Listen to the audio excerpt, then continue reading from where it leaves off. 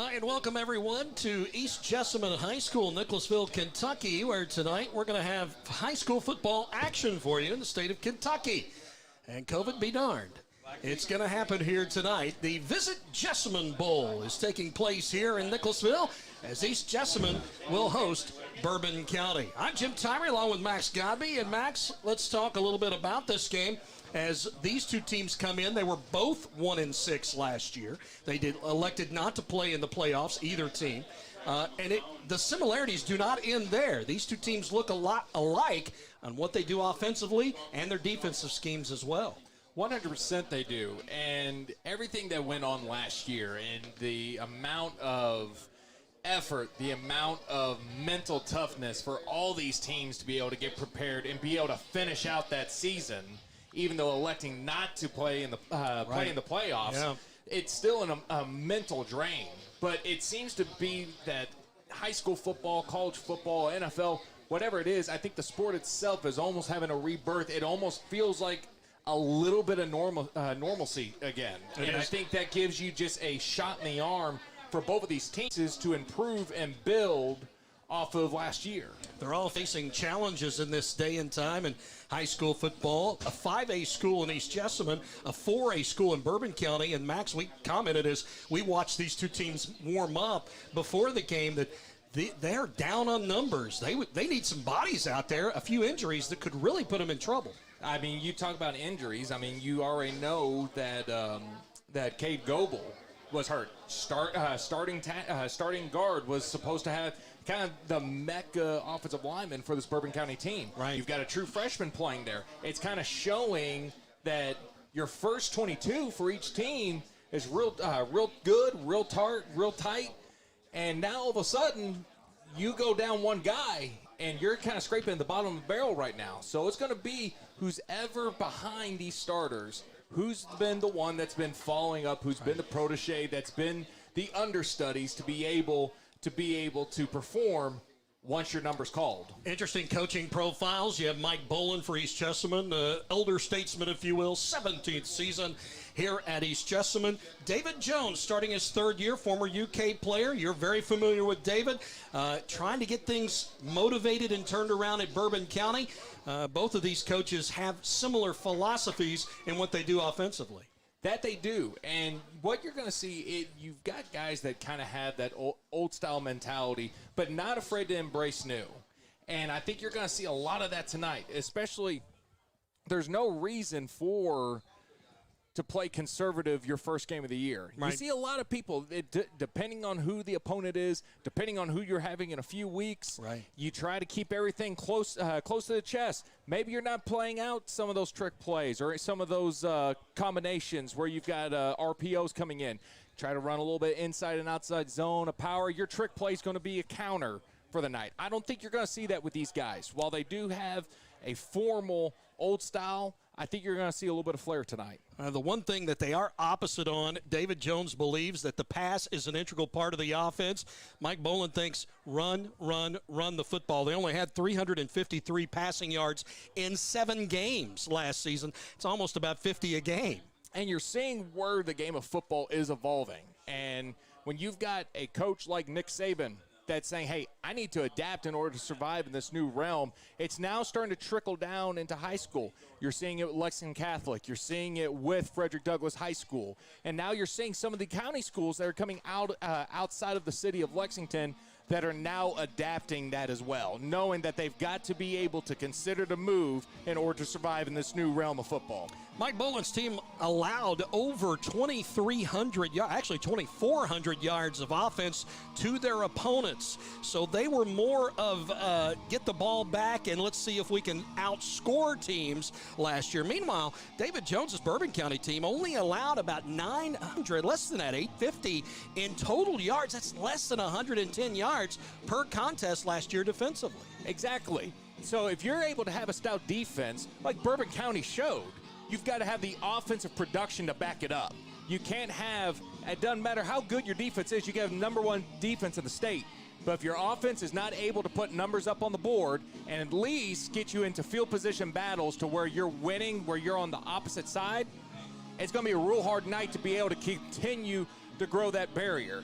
You look at East Jessamine, though, I understand the philosophy.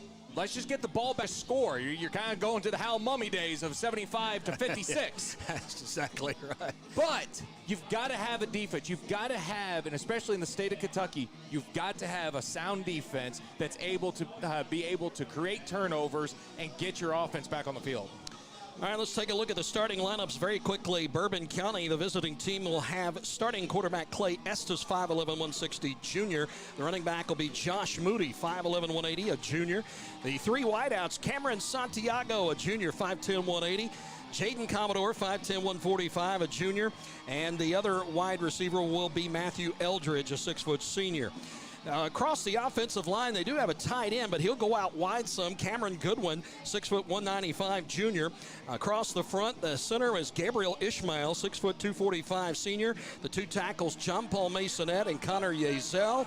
And your guards, Ryan Lay, the freshman substitute for their hurt offensive lineman, Cade Goebel, twisted his knee, will be out the first couple of weeks of the season. And the other guard is Bo Stinson, a junior at 6'2", 168. East Jessamine will have this starting lineup tonight. They'll go with Justin Heil at quarterback, 5'10", freshman. The running back, Dylan Carter. The other running back, Tajee Jackson. Wide receiver is Chance Jackson. And Jaden Ramey, the senior, also at wide out. The offensive line across the front, Matthew Hager, the 5'11 sophomore. 5'10", 213 is William Welch. He's a senior.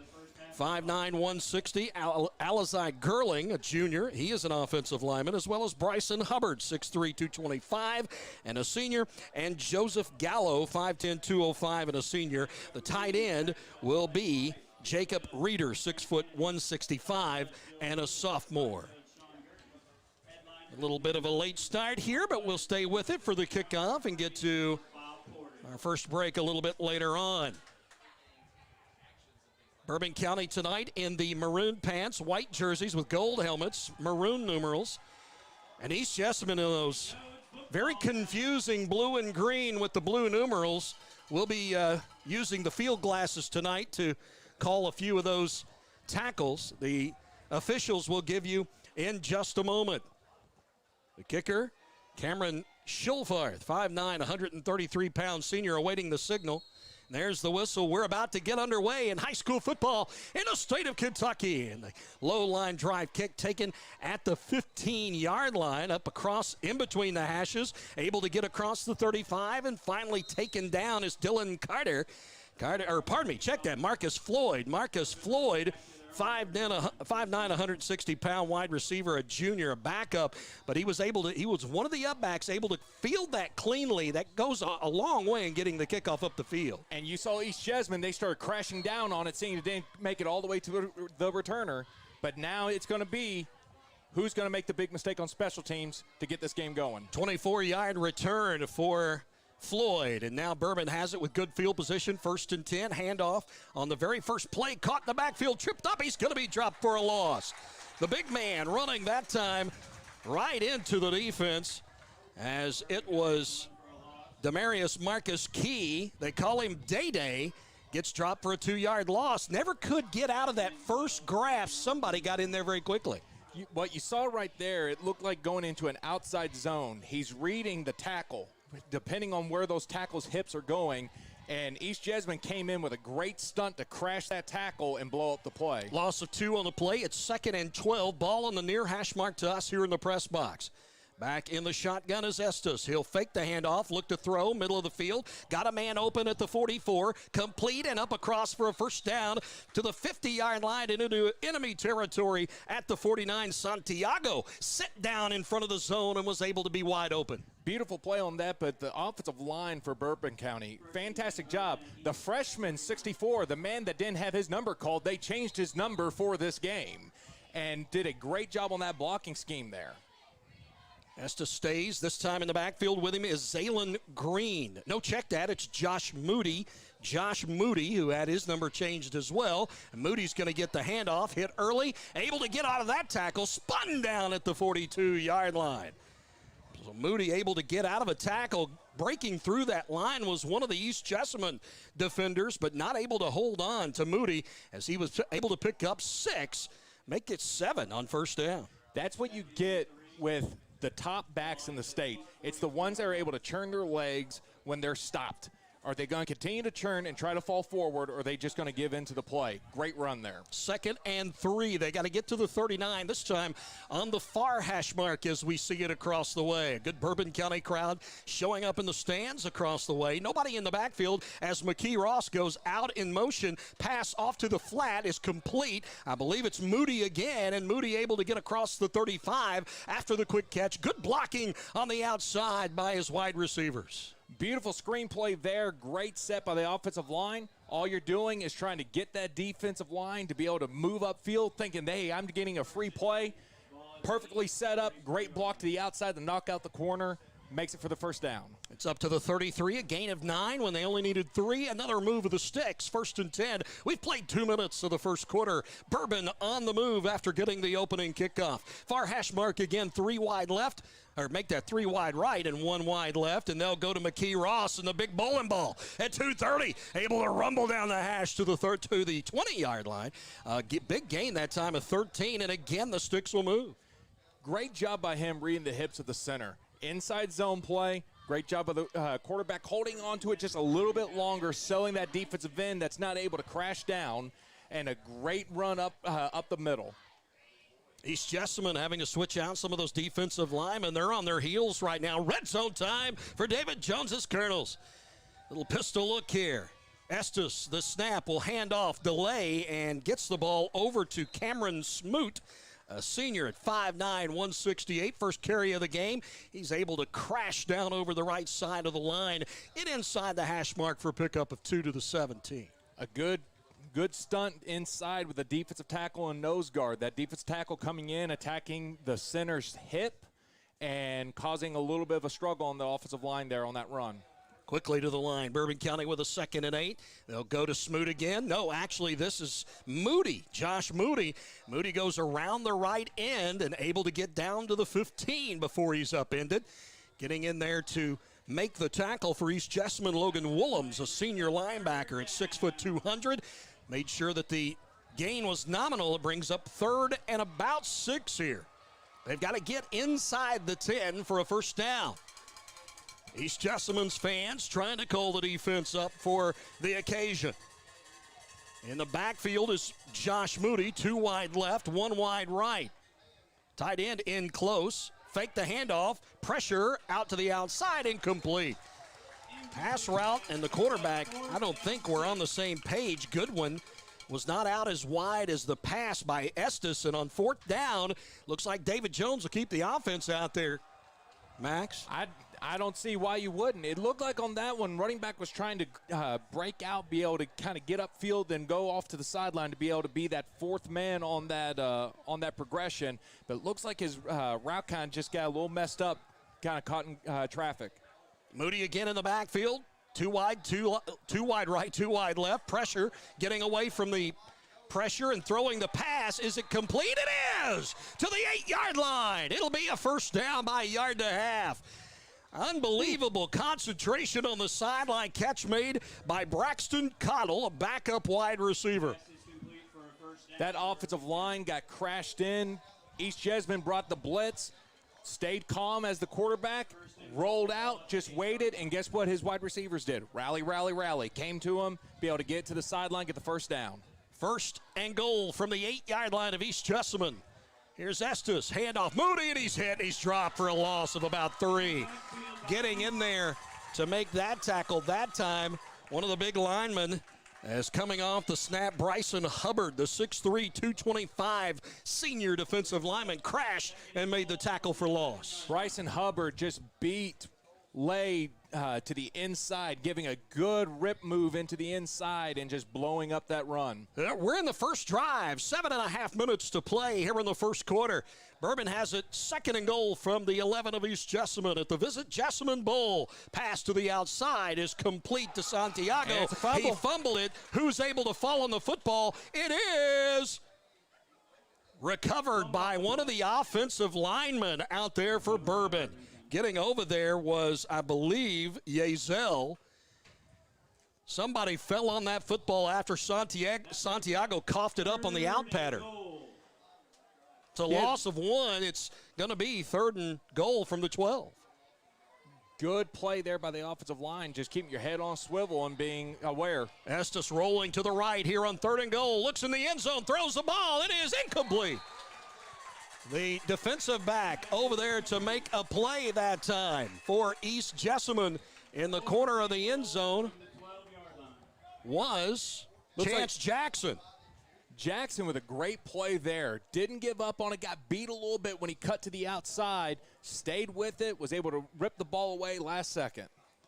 So Bourbon started this drive, opening drive of the game on their own 39 after a 24-yard kickoff return by one of the backup wide receivers, Marcus Floyd, and then have got inside the 10-yard line. A couple of losses here, put them back at the 12. It's 4th and goal.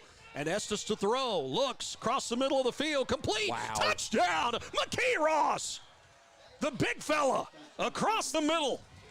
Nobody was going to knock him off that route, that's for sure, Max. That was an absolutely beautiful run, absolutely beautiful. Great job of focusing, I need to get this ball, but then turning upfield instantly. That's the sign of a veteran back. So McKee Ross on the 12-yard catch from Estes. And now on to kick the extra point is Corey McMahon. McMahon last year was 8 out of 9 on extra points, so he only missed 1. Did not attempt a field goal. Let's see if he can put this one through. Looks like it's good, and it is. 7-0 Bourbon County. We're back in 1 minute. And this is Glycod.com.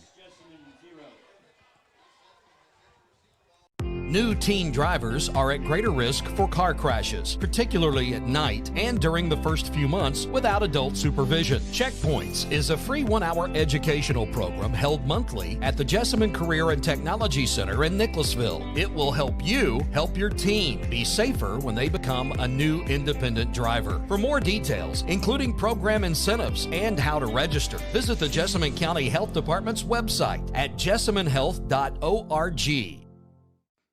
Founded in 1910 in the Ohio Valley region, German American Bank has been raising the standards in banking, insurance, investments, and wealth management for over a century. We're big enough to provide the conveniences of modern banking, yet small enough to care about the people and communities we serve.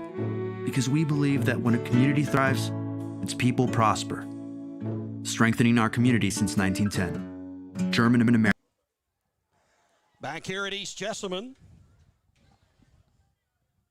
as we get ready for the kickoff from Bourbon after their big drive to open the game, and McMahon puts foot to football. It's over the head of one of the upbacks at the 8 and then goes out of bounds, and I'm not sure if he touched it or not. I thought he touched it. He jumped up high for it. It's one of the upbacks that was trying to get his hands on it. I think it was Jackson. And they're going to say it is going to be, I believe, a touchback. Or, I'm sorry, out-of-bounds kickoff. That Jackson did not touch it. I think you're correct on that, yes. 7:05 to go here in the first. 7-0 Bourbon County. The scoring play, a 12-yard pass. Clay Estes to Day-Day McKee Ross. The extra point by McMahon, good, 7-0. And this is East Jessamine's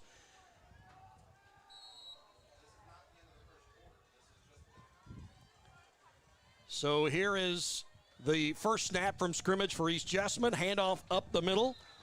And a gain of about about 5 off right tackle to the 40-yard line. Good physical run. And that's what you got to do if you're East Jessamine. And that's what you're going to see from them as well. It's going to be steady. They're going to kill you with 4, 5, 6 yards every single time. Taji Jackson, the running back on the carry for the 5, 2nd and 5. He's good size too, 6'1", 189. Here is a quarterback pass across the middle. It is incomplete. Fake the handoff, and then going to throw the ball was Heil. I think he was trying to hit the tight end across the middle, just a little bit too high for him. Well, you see, Bourbon County was bringing pressure, causing the coverage to start slanting over, which means that you can set your tight end right underneath that coverage has a little bit of a Brett Favre syndrome right now, just throwing it a little too hard. So they go to the shotgun. It is Jackson in the backfield. Now they switch it around, bring a double tight end set over to the left side. Handoff Jackson, tries to go left, gets bumped out, finally able to catch the edge and rumble forward for about a 6-yard gain. He's going to pick up a first down, and a flag flies late on the play. Could have been a face mask at the end of that. What a physical run by Jackson on there. I mean, it truly looked like he had nothing, but instead of continually to go east and west, went north-south, and it paid off for him. It's actually a face mask on Bourbon. Someone grabbed Jackson's face mask at the end of the play, so they'll add another 15 yards onto the end of the run. So they picked up the first down and then add 15 to it. That puts the football into Bourbon territory at the 39-yard line. I mean, right now, that's kind of the only way you're going to be able to get Jackson down. Jackson in the backfield. Heil has the football now on the shotgun snap. Looks to the right side. Flags everywhere. They stop play. Somebody moved. I would expect this to be against East Jessamine, as they'll give 5 of that face mask penalty back.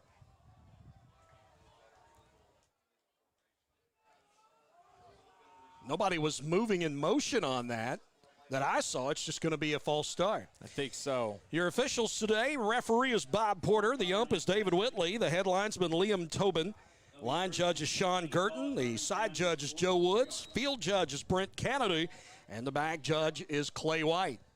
So back it up 5 to the 44. Ball on the near hash mark as we see it.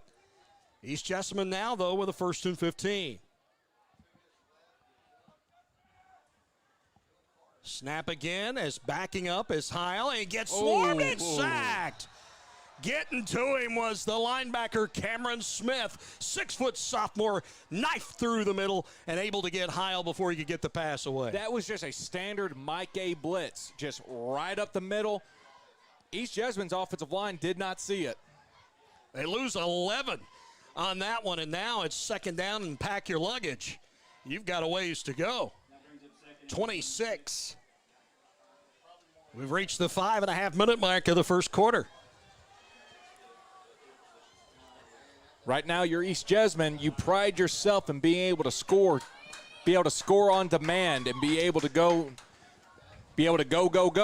You got to do something on this drive now. 2nd and 26. They'll hand off Jackson, and then the reverse handoff coming from the wing on the right side is another back.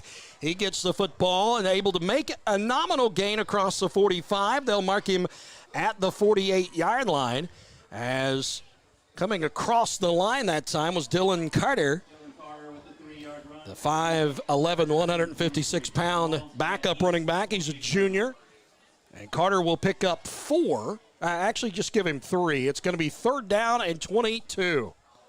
Make it 23. Not a lot of plays in the playbook for 3rd and 23. What do you run here, Max Godby?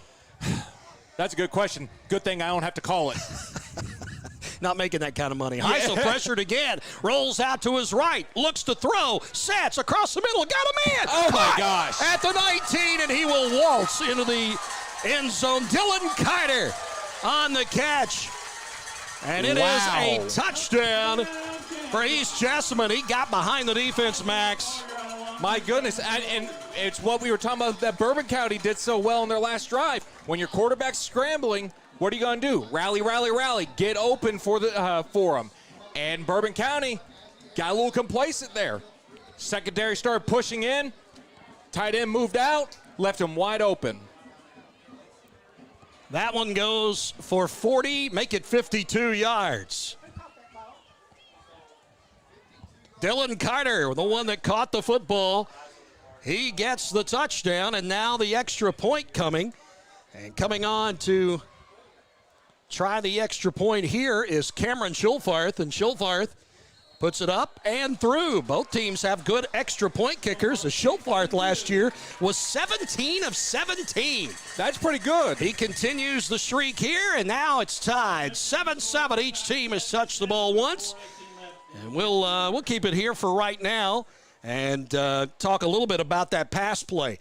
The protection breaks down. Heil has to scramble to his right. When that happens, his wide receivers, they break off their patterns and end up going to the middle of the field where he finds them. Exactly. So you saw Bourbon County, they broke it out into cover two. They break out into cover two, still bringing pressure with it as well. So when you do that, that's going to leave your middle of the field wide open, especially when you're bringing pressure.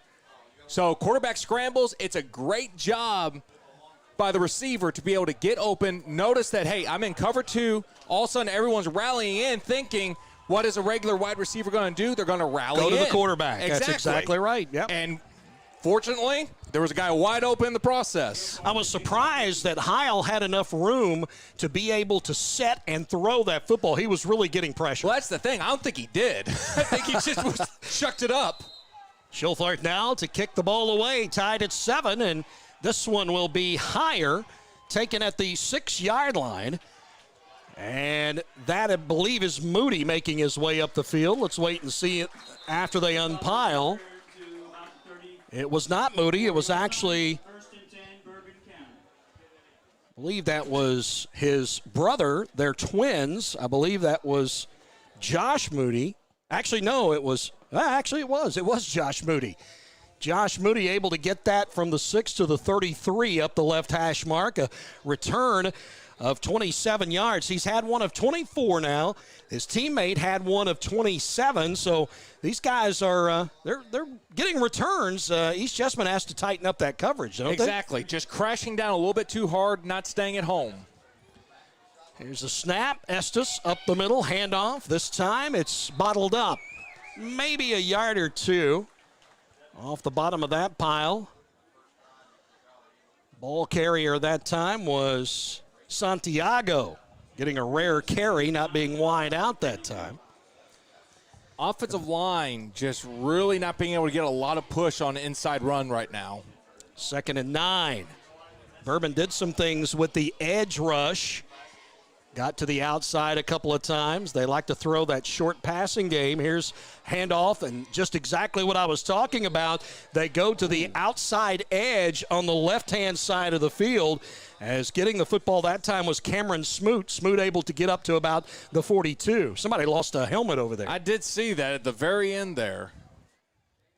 And again, it's kind of the same thing. East Jessamine's doing a really good job of getting penetration on that defensive line and their linebacking core. They know that Bourbon County's not going to throw as often, so it seems like they are just going run first now.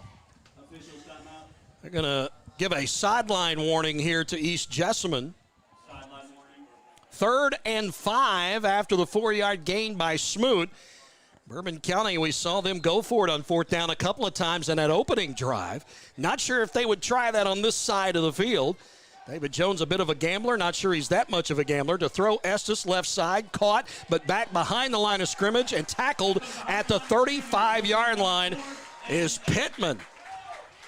Rhythm of that play was just completely thrown off. When you're that backside tackle, all you're doing, you're oversetting. You're wanting that defensive end. You're wanting that linebacker who's ever on the edge to be able to run all the way out so you can basically club them with your inside arm, get him to go out even farther. That way there's no chance of him making the play. I mentioned that was Pittman. It was not Pittman. It was Amir Roberts Hassan. They like to call him Jiggy. That time he was tackled for a 3-yard loss, and on comes the punt team for David Jones and the Colonels. First punt of the game. Back there to punt is Estes, the quarterback. Deep for East Jessamine, a man standing at the 25-yard line, and this one gets away, picked up at the 30. Going to make a move or two, and finally tackled at the 31-yard line. A lot of east-west running to get a 1-yard return. A man on the return was Chance Jackson. I didn't see what happened with the punt, but it apparently was very close to being blocked. Well, I'm shocked that there wasn't a running into the punter. Maybe not a roughing the punter, but a running into the punter. But, I mean, East Jessamine must have heard what you said about them on the kickoff team about tightening up. They came full-fledged for the punter on that one. 2:23 to go. 2:28 make that. Here in the first quarter. East Jessamine will touch the ball for the second time in this game. Both teams have scored on their opening drive. Bourbon just forced to a 3-and-out a moment ago. And let's see what East Jessamine has now with Heil back at quarterback. They go with a double running back set in the backfield next to the quarterback, and they'll give it to the big running back in Jackson. And Taji Jackson able to get up the middle and across the 33, maybe to the 34, and they may even mark this to the 36. Thought he may have had a knee down before that, but no, it'll be. That's your bread and butter right there, just being able to run it up the middle, and I think now you're feeling that momentum shift. Big Mo is a big man, and when he sits on the sideline, he's going to sit there for a minute. And right now, I feel like he's kind of got that green-blue jersey on right now.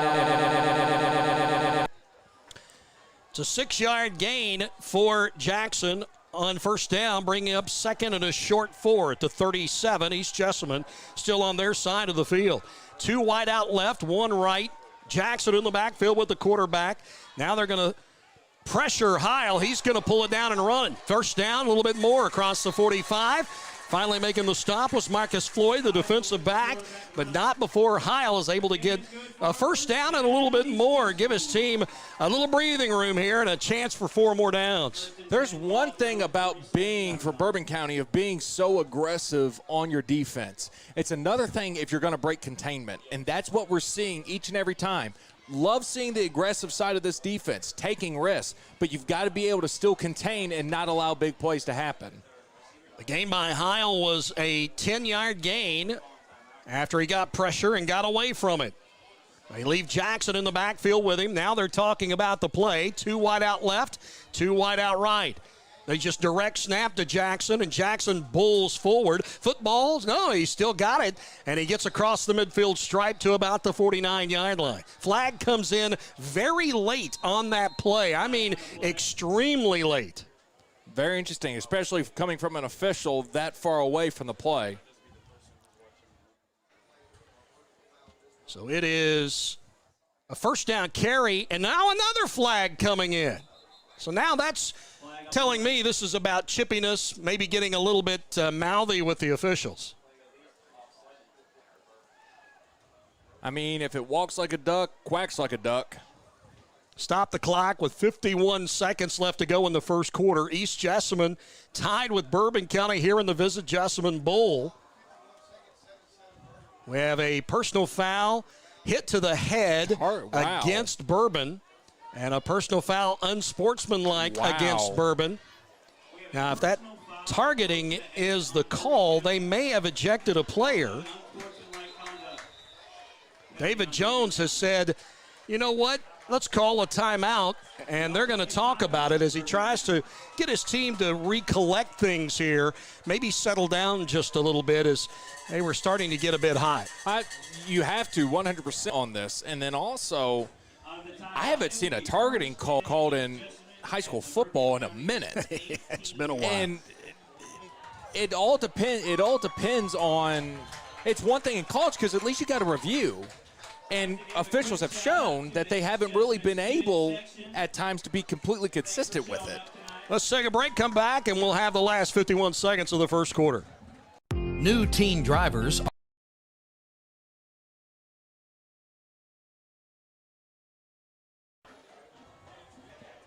Donating plasma is an easy way to earn up to $600 a month as a new donor while saving lives. That's right. Every donation you make helps patients in need survive and thrive. Returning donors also see monthly bonus payouts and I Give Rewards points.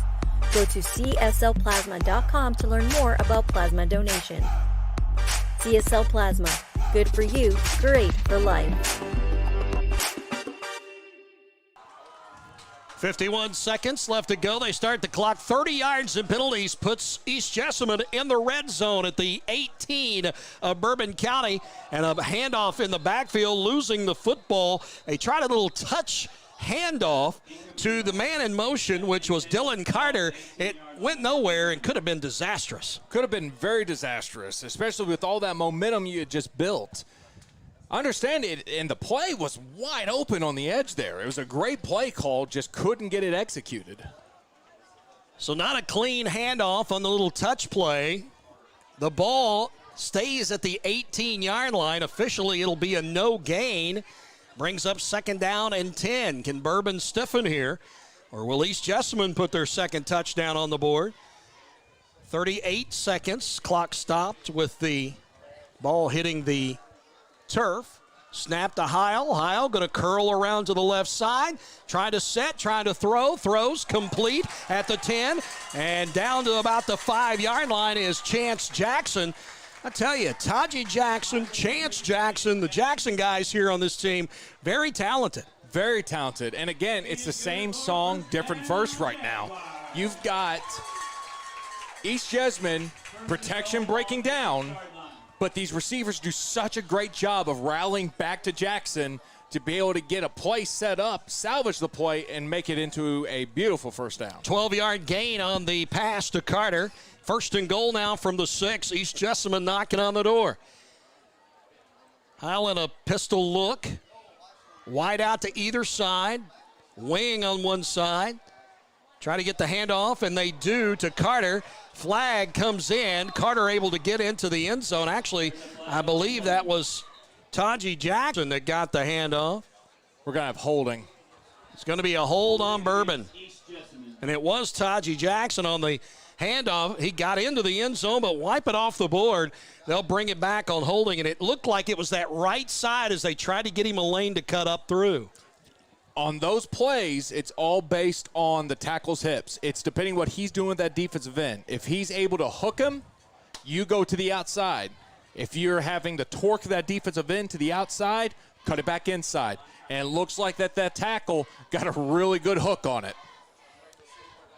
So it'll stay 1st down, and now we have a timeout. No, we have the end of the quarter. We've played one. It is 7-7 tie game, but East Jessamine knocking on the door. We'll come back in a moment for the start of the second quarter. This is Glycod.com. Hi, I'm Glenn Downs, pharmacist and owner of the Prescription Pad in Nicholasville. We are an independent community pharmacy that provides personalized service. We offer free home delivery, medication compliance packaging, compounding, and home medical equipment. Getting your medications from us means no need to wait in line or on the phone for minutes. Visit us at 465 Keene Center Drive in the Keene Shops in Nicholasville or by phone at 859-887-2841. The Prescription Pad is dedicated to your family's health. You're tuned in to Central Kentucky High School Football from Glycod.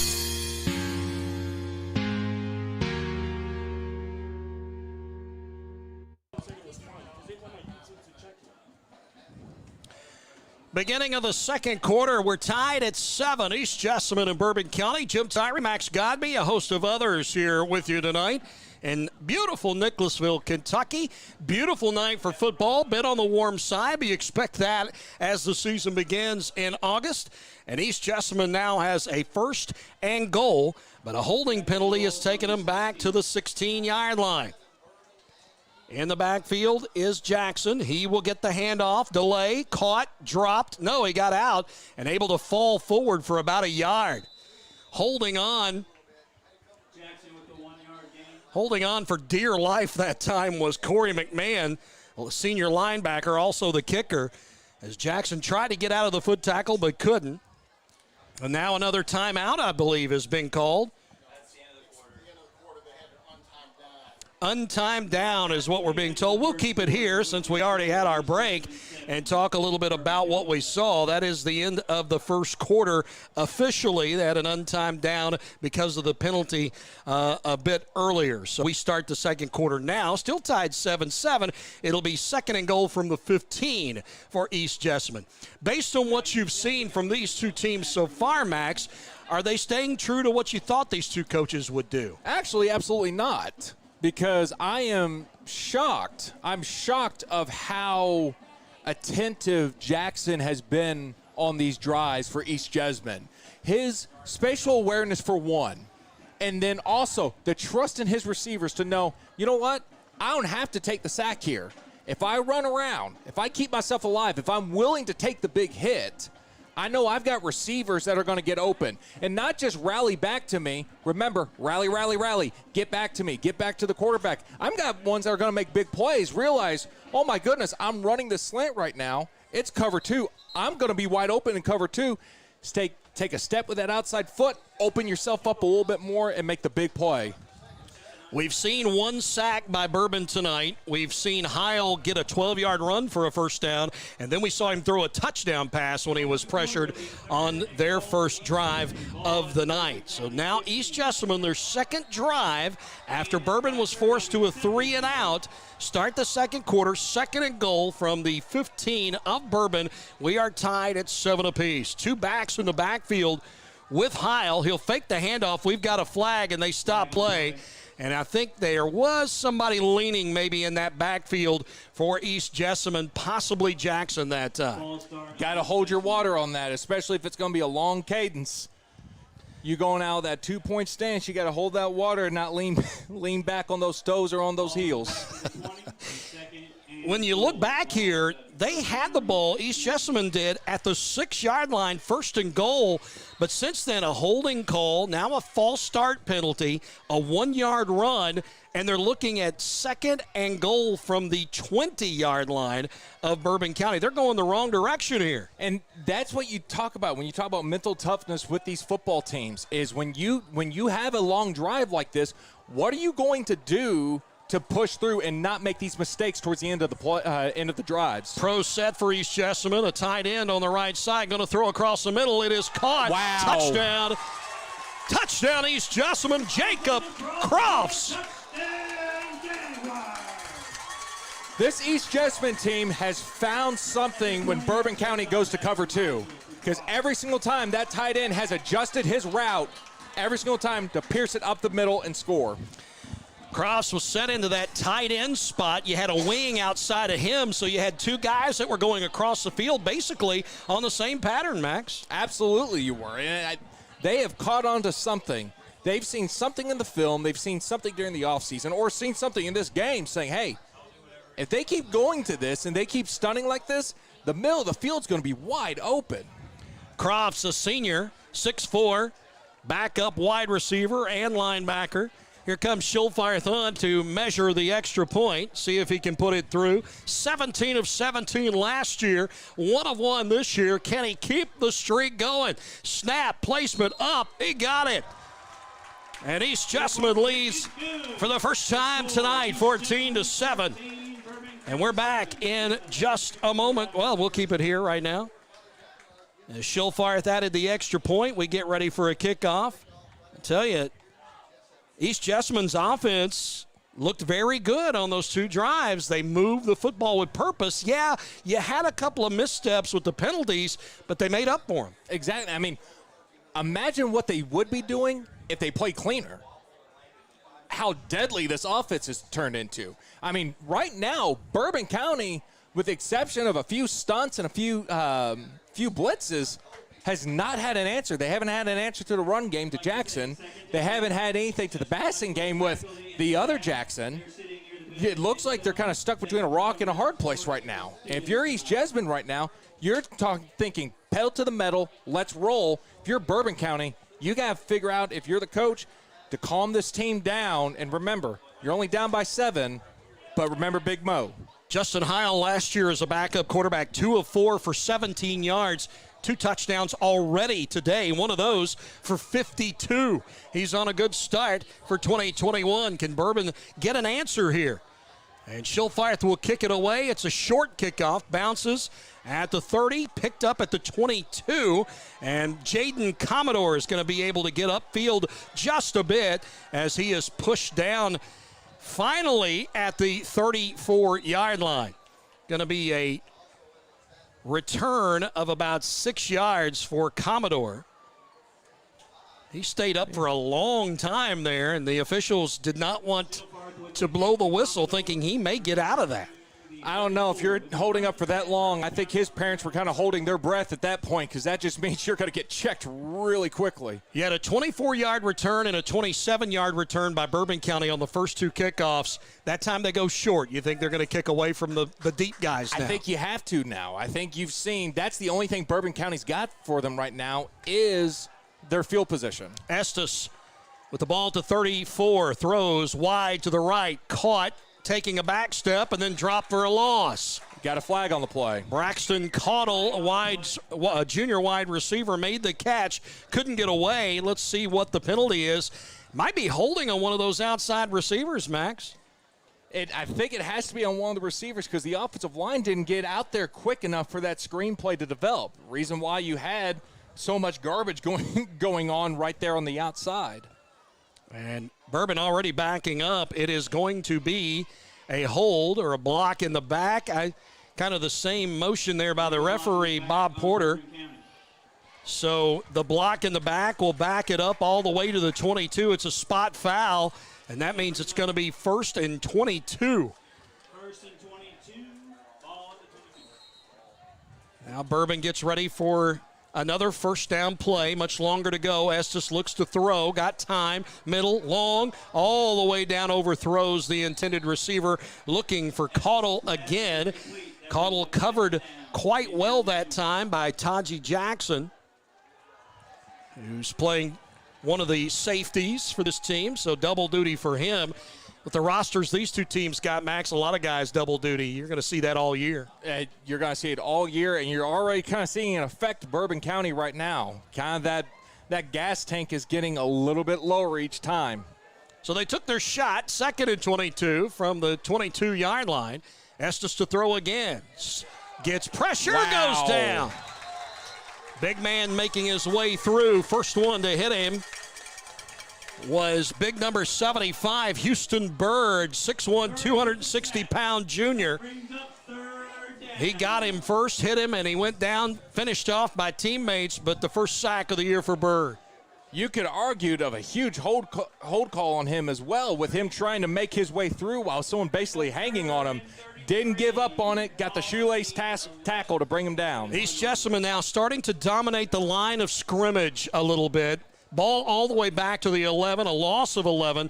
It's 3rd and get a calling card.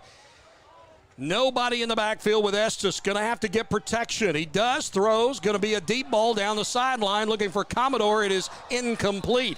And to be honest with you, Chance Jackson of East Jessamine had a better shot at it. And to Kenyon Braxton also on coverage with the receiver stride for stride down the sideline. I mean, the coverage that East Jessamine showing right now after that first drive has been fantastic. And be able to go down there, and I'm loving how these officials are allowing these guys to play football and not allowing them to play a little bit in the hand games, be able to get close to each other, get hip to hip, and be able to kind of play it out a little bit as well. Corey McMahon on to punt. He's standing in his own end zone about a yard deep. Now he takes a step forward. 10:28 left to go, second quarter. Bourbon's had to punt now 2 drives in a row. Not a bad punt. High and end over end, taking it to 48 by Jackson. And Chance Jackson able to get up to the 38, a 10-yard return. But nonetheless, East Jessamine going to have awesome field position to start their 3rd drive of the game, depending on what this flag is.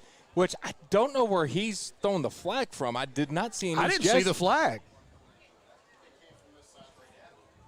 So it's right in front of the, now I see it at about the 32-yard line.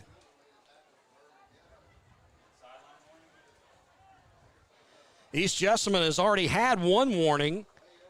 So let's see if they get called here for, it's a personal foul against East Jessamine. So that, we talked a little bit early about that great field position. They're going to back up 15. So we've had 2 personal foul calls, 1 targeting, and this one. Well, that, I mean, I didn't see where the personal foul came from. I'm not sure either, but because it was flown in a very just wide open part of the field. Not a lot of action going on there. 1 each way this game against each team, and then we had an unsportsmanlike against Bourbon right at the end of the first quarter as East Jessamine was on their 2nd touchdown drive. Bourbon opened the game with a touchdown, went down the field 61 yards. In a matter of 4 minutes and 51 seconds, got into the end zone on an Estes touchdown pass, but Heil has come back for East Jessamine with 2 touchdown passes of his own, and they lead 14-7. Heil goes back to throw, gets pressure, steps up, sacked. He's going to get hit back at the 38. Coming off the bottom of that pile is Cameron Santiago. Oh, check that. It's going to be Cameron Goodwin, the defensive tackle, the junior, that gets second sack of the game on Heil. Great play there, and Bourbon County doing kind of what they should have been doing from the very beginning of the game, doing precise blitzing, but staying disciplined in the rush game, in their coverage game. What you need to do with this East Jessamine offensive line is just get them confused, whether that's with stunts, simple blitzes. You start doing that, you should be able to control your defense a little bit better. Loss of 8 on the play, 2nd and 18 on the sack. Jackson will go out in motion, but instead, Heil turns around and completes the pass to Dylan Carter. Carter already with 1 touchdown in this game. He catches that one on the inside slant and is able to get up to the 42-yard line before his pins are cut out. Very nice play there, and you're seeing East Jessamine continually do this. How Bourbon County's been playing their coverage is, you know what? If they're going to play going down to this cover 3, cover 4, you're going to take away the big one? Okay, we'll just take the 5-6 yard dumps right here and there as much as we want now. 3rd and 14 coming up for East Jessamine. Ball shaded closer to us here on the near side. Heil looks over the defense. Jackson with him in the backfield. 2 wideouts either side. Going to look left. Now scrambles a bit. Has to change direction. Goes right side. Will set, throw. It is picked off. Picked off at the 45-yard line. There is a flag down. Picked off by Marcus Floyd, but the receiver, the intended receiver was Dylan Carter, and Carter got slammed from the backside before the pass got to him, and this is going to be, I believe, pass interference. Was never even given the opportunity to catch it. Josh Moody is going to get called for that. Floyd got the pick, but it's going to come back. Well, we got a second flag down as well. This may be a replay of the down.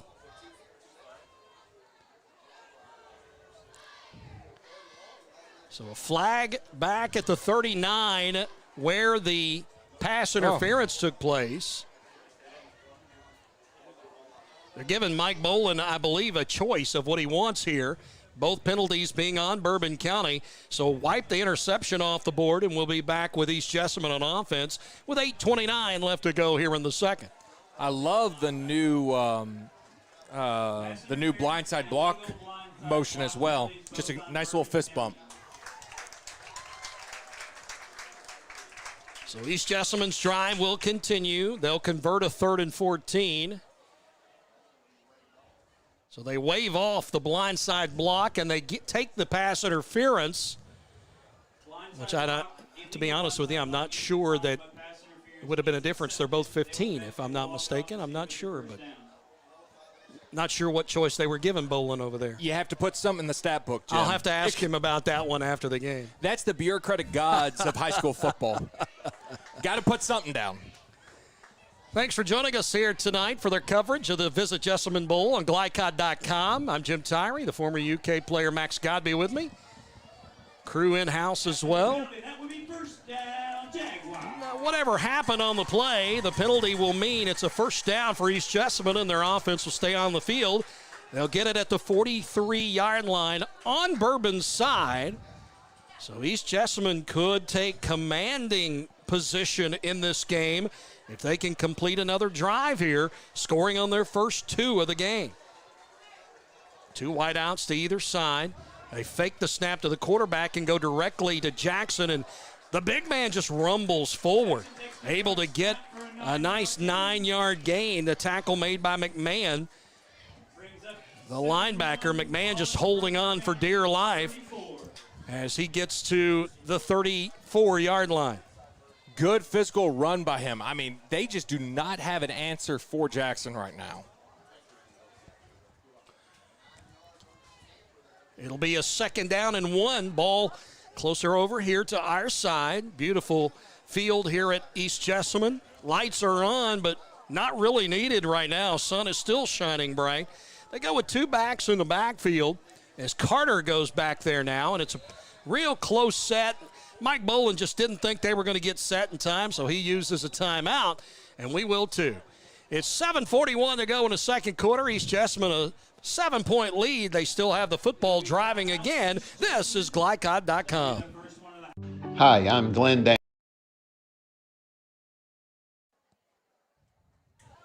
Donating plasma is an easy way to earn up to $600 a month. Donating plasma is an easy way to earn up to $600 a month as a new donor while saving lives.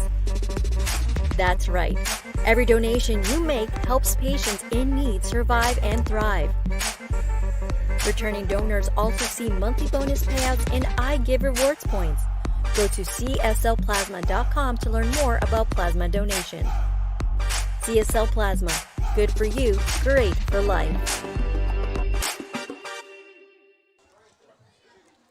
Back at East Jessamine High, the Jaguars dressed in blue with blue pants, green jerseys, blue numerals, and believe me, if you're not here, if you can't see them on our stream, then we can't see them either. It is a difficult number to pick up, believe me. It's kind of like when you're out and about and you see someone, they know you, but you don't know them, so you just go with the buddy guy. Hey, East Jessamine player. Hey, pal. Yeah, exactly. What's going on, guy? 2nd and 1 from the 34. Let's see if they try Jackson again over the middle.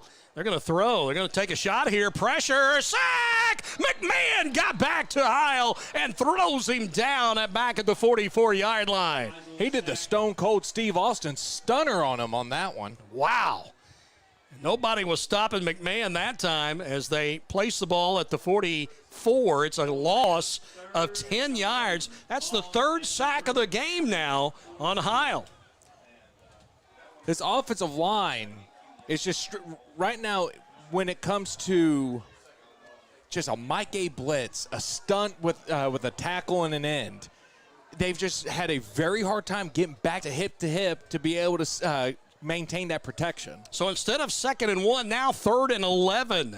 See what Heil does. He's going to throw back, now curling off to his left, going to pull it down and run, and he gets popped at the 40-yard line. Ball came out, and it is Bourbon County's ball. Heil tried to lower his shoulder. He hit head-on with Cameron Goodwin, the linebacker, and Goodwin got the better of the collision. The ball came free, and then he fell on it. No, you got to give credit to the kid that had to change his number for tonight. Ryan Lay was the one that recovered that ball. Nice. Freshman that was called into service. Hey, your night is here, man. It's time to buckle up. And he comes in, able to make a big play. Huge defensive play, though, by Cameron Goodwin, the linebacker. It was just him and Heil. Heil tried to power drive him. Goodwin wasn't having it. It is Bourbon County football at the 38-yard line. First turnover of the game. 1st and 10. Estes with a reprieve. Will give the ball, handoff, and a tackle in the middle of the field. We can hear it up here. The run was by, I believe that was going to be Smoot. Smoot was the one that was running up the middle. It's a no-gainer. He got back to the 38. Who put the hit on it? Was the big man in the middle? I think it was Buddy. I believe, again, it was Bryson Hubbard. Hubbard on that left side of that defensive line, I believe, wrapped him up like a bear and put him to turf. 2nd and 10. 6:05 to play in the 2nd. To throw, Estes going to throw off to the left side, complete at the 49, then run out of bounds is Cameron Santiago. Santiago, the junior wide receiver, a couple passes in this game. That's his longest. That one will get a 1st down for the Colonels. Now you're seeing Bourbon County now getting into a rhythm. Tick, tick, tick, tick, tick. Staying on rhythm, staying on schedule. That's what all they need to focus on right now is just staying on schedule.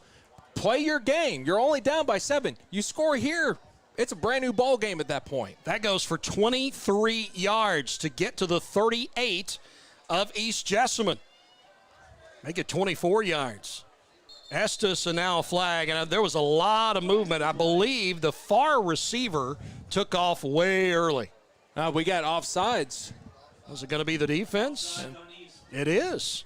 I thought it was Caudill, but Caudill was king on that inside defensive guy, and he saw him move.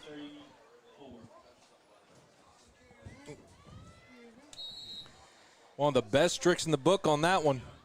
So one of the rare albatrosses of the football world, the 1st and 5. And Estes looks to the right side, now gets pressure, rolling to the right, throws across the middle, incomplete. Ooh. He wanted the same receiver I mentioned, Caudill, and Caudill was wide open. He didn't extend his arms far enough. He didn't extend his arms far enough, but he threw an absolute fireball at him as well. Had a little mustard on it. I think you're right.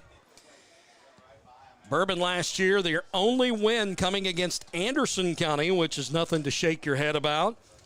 East Jessamine, their only win, second game of the year. They beat Raceland up at Bath County in a bowl-type situation.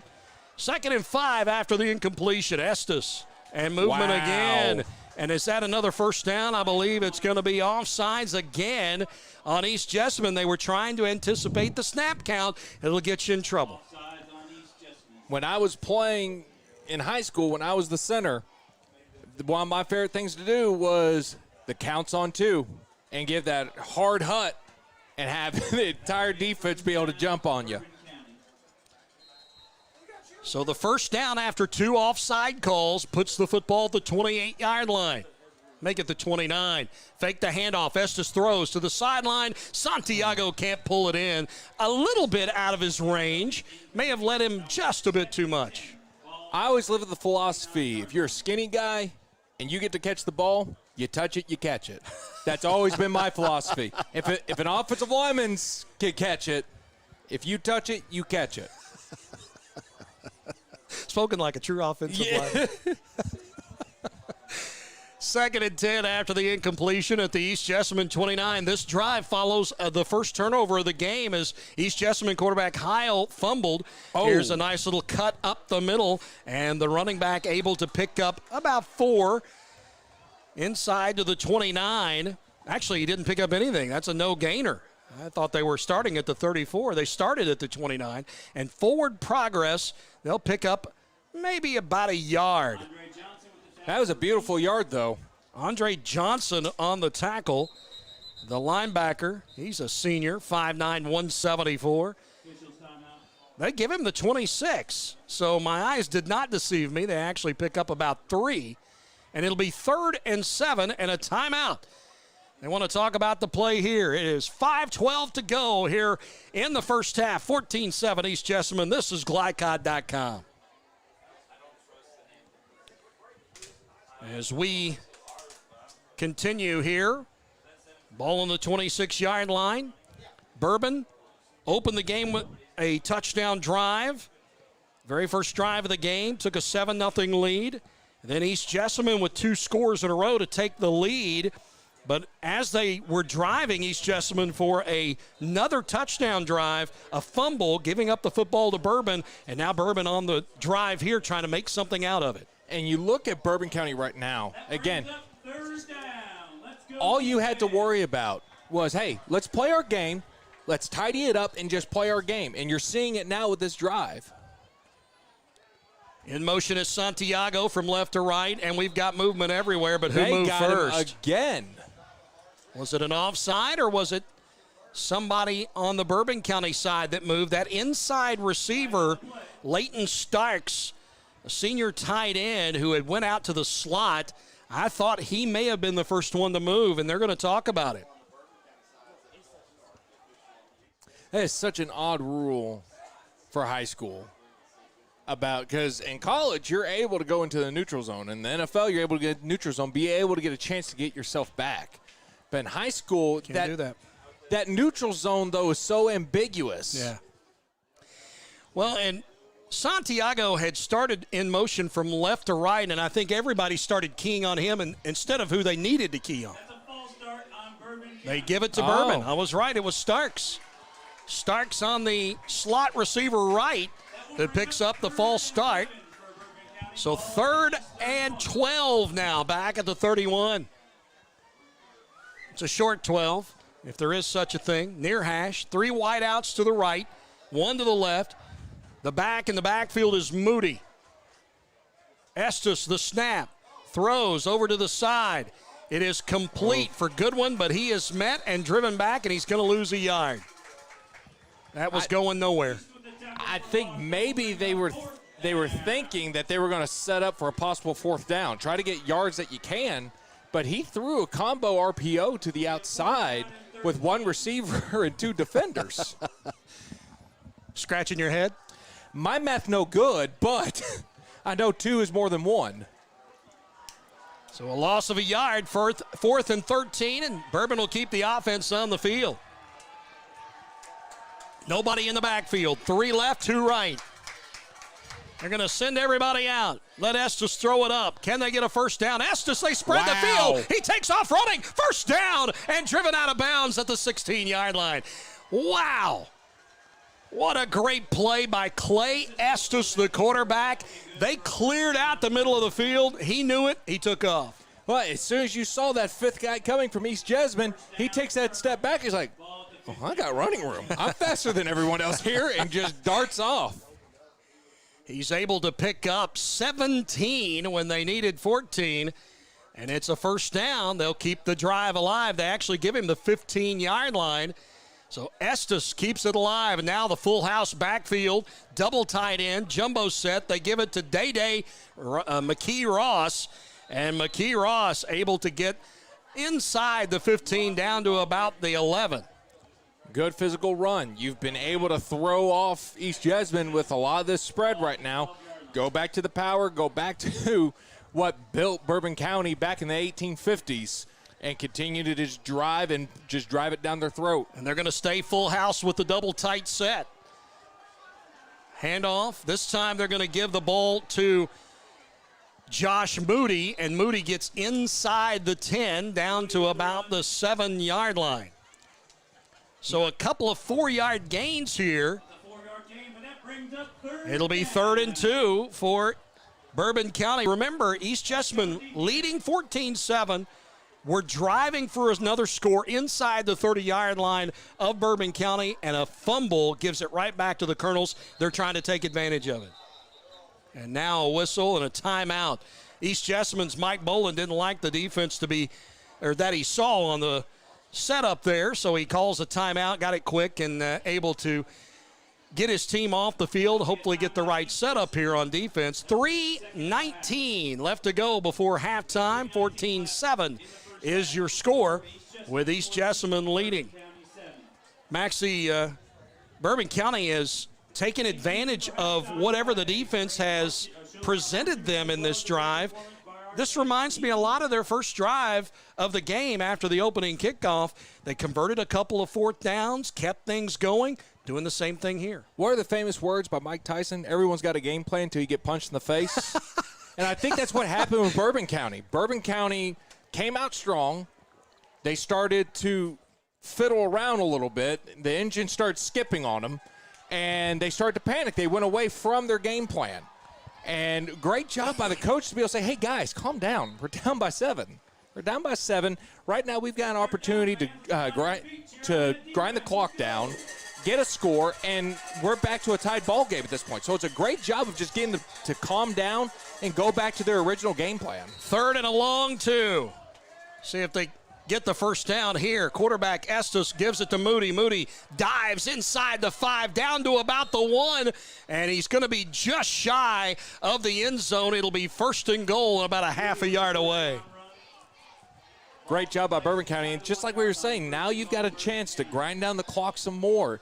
Here they go in a hurry up. Oh. Max, they're going to hurry it up, give it up the middle, and Day-Day McKee Ross, touchdown, the big fella, and that'll make it a 1-point game with the extra point coming. Yeah, Bourbon County said, no, we're going to go ahead and just get this one in now. 3:06 mark of the second quarter is when Bourbon gets their second touchdown. And we are very close to a tie game. Let's see if the kicker can put the extra point through, as that will be, I believe, it will be McMahon. He only missed one last year, made his first one today. Snap, placement, kick, up, and it is good. 14-all, we're tied. We'll see if East Jessamine can do anything with 3 minutes and 6 seconds left to go here before the half. But Bourbon County converted a fourth down. They converted on third and very close to the goal line, able to set up first and goal from inside the one. Kept the drive going. That was a lot of what they did in the first drive of the game when they scored their first touchdown. But I was interested to see David Jones change from a very loose, wide-out, spread-out offense down to that full house, double tight end set, everybody close in when he got inside the 10-yard line. Just going straight to a ground and pound. At that point, they were so set of being East Jessamine being so set and being on the – I was like, okay, everything's going to go east-west now. Also, you get down to the 10, you get down to the 12, you don't have the ability to substitute, and you go into a heavy set. You've got an extra linebacker in there. You've got an extra safety in there, not an extra defensive lineman in there. And so you're able to just mow over them, reason why East Jessamine had to take that time out at the beginning. Kickoff from McMahon getting ready to take place. I was looking last year at McKee Ross for Bourbon County, and he was not listed as someone who carried the football, so the first touchdown of his Bourbon career. And the kickoff will go into the end zone for a touchback. And I think East Jessamine probably lucky that happened because there were a couple of guys not sure of where that ball was going to bounce. Not sure where it was going to bounce, and really not sure of whose responsibility it was if it were to get muffed there. Sun's starting to set low in the sky off to our left. Very soon the lights will come into play here at East Jessamine's field. Big script E, or block E, I guess I should say, in the middle of the field. Man, doesn't it just feel good to have football back? It's nice to see the stripes, isn't it? Yes, it is. So they'll start from the 20 on their drive here before the end of the half. Can East Jessamine make anything out of 3:06? Handoff up the middle to Taji Jackson. Taji Jackson able to leap one tackle and then crashes down at about the 28-yard line, and there's somebody still on the turf. Let's see if Jackson is hurt. Looks like it is Taji Jackson. He leapt over a defender, came crashing down at about the 28-yard line, and never did get up, kind of rolled over. Yeah. I don't know if it's just, I see the tiger tail out there. I think we may just have a guy that's a little dehydrated. Didn't get enough bananas, Gatorade, and pickle juice. The pickle juice is always the important component, right? Pickle juice was always my go-to.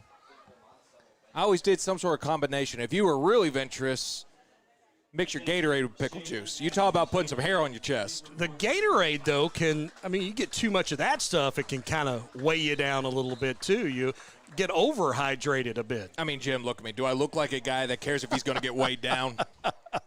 Well, not anymore these days. I'll take it that. You're on the light side of me, I'll tell you that right now. Jackson is up. He's off the field. Looks like he's going to come over to the sideline. Looks like he's walking without any problem, so I think you're right. Yeah, he's rubbing that calf, so he's got a cramp problem. It's a gain of 8 on his run, and they will bunch up in the middle of the field, and Heil will keep the football, trying to stretch forward for a first down, and I believe he got it. See where they spot it. Quarterback keeper will get him a couple and a first down. So the drive will continue. Not any danger, really. It's 2nd and 2. But the 2-yard pickup by Heil. Mentioned last year, Heil did not throw very much. They had a senior in Connor Darby that did most of their throwing, but they only threw for 353 yards, only 69 attempts in 7 games. So the math will tell you about 10 attempts a game. They were primarily a running football team. Today, they've opened it up. They have really thrown the ball around the field. It's just like what we were talking about beforehand. Are teams willing to adapt to this new world of football? And you're seeing two teams that have obviously shown yes. Movement up front, another penalty flag. This is the kind of stuff you see in August. Nope, delay of game. That's a delay of game. Not a false start penalty. They'll bring up first and 15, ball at their own 25. Took too much time. That'll back them up 5. It'll be first and 15 now, back at the 25-yard line. Starting to watch the clock a bit with 2:07 left to go. I am a little shocked of just kind of the lackadaisical approach East Jessamine has right now. Thought it would be a little bit more up-tempo. Heil has over 100 yards passing and 2 touchdowns through the air, 52-yard pass and a 20-yard pass. Dylan Carter and Jacob Cross both catching one. He's going to roll out to the right and throw it at the feet of his receiver. Intended receiver was Crofts, who I just mentioned, but that one didn't have a chance. Trying to throw across your body as you're rolling right, tough thing to do. I'm almost wondering if he intentionally didn't throw it down at his feet to make it uncatchable, just so, because it looked like he wasn't going to be able to get to out of bounds to be able to save time, maybe. Jessamine will go back to the huddle, 2nd and 15. That only took a couple of seconds with the incomplete pass. If you're not careful here, you give Bourbon another shot before the end of the half, and David Jones would love that. Snap, pressure, Heil able to get away, and then finally brought down at the 27-yard line. 4th sack of the night on Heil. It is McMahon getting over there, and he got help from another one of the big linebackers getting over there. I think that could have been Caden Reynolds that got over there. Bourbon County just causing absolute chaos throughout this whole game. And it seems like now there's starting to be a trend. Watch anytime East Jessamine is on the corner boundary. When they're on the boundary, that's when Bourbon County starts bringing in pressure. And bringing in pressure from the line. Treat that sideline like a 12th man. Trying to see if I can catch who that was. It was Preston Berryman, the junior Berryman, who helped out on that tackle on the sack of Heil just moments ago. And then the timeout called with 1:53 left to go. The sack drives him back a yard. He only loses a yard on that play to the 24. But it's 3rd and 16 now for East Jessamine. Ball on the near hash. If you don't get it here, you're going to have to punt the football away. I doubt they would go for it on this spot in the field. Jackson the only back. 2 wideouts left, to the right. Heil back to throw, looks, middle of the field. It is complete, but not enough for the first down. Getting the catch on that is Chance Jackson across the middle. There we go. Now you might think about going for it. The ball at the 37, you pick up 13, so it's going to be 4th and 3 at the 37. Bourbon calls a timeout to force East Jessamine to think about this. I feel like if you're East Jessamine and the way that Bourbon County's been able to turn it around right now, I'd punt it. I'd get it away. Yeah, I think I'm with you. I drive them back as far as I can. And if you do it, with less than a minute and a half from 80 yards away, I tip my hat to you. Exactly. My defense just kind of broke down. We'll see. A moment ago, Max Godby mentioned momentum, and right now I think momentum is trending toward the Bourbon County side. I would say it's been trending towards Bourbon County ever since the fumble. Exactly. And this has been such a great game so far. Yeah. And just the amount of momentum terms that you've had the whole time. I mean, this has just been an outstanding game. Oh, we got a kettle corn sighting. That is my kryptonite. Oh, Max knows what he's going to do at halftime. I saw a sign that said cotton candy. I was like, oh, my goodness. Cotton candy doesn't do it to me. Too much food coloring. But sugar and butter, I'm here for that. 4th and 3, and they will elect to punt. Well, they're going to think about punting anyway. Austin Lowry? No. Got 81, and they don't have an 81. Oh, it's fake. They fake it, and they get it. Wow. Bourbon County covers the football. They wanted to go to the upback, who was Jackson.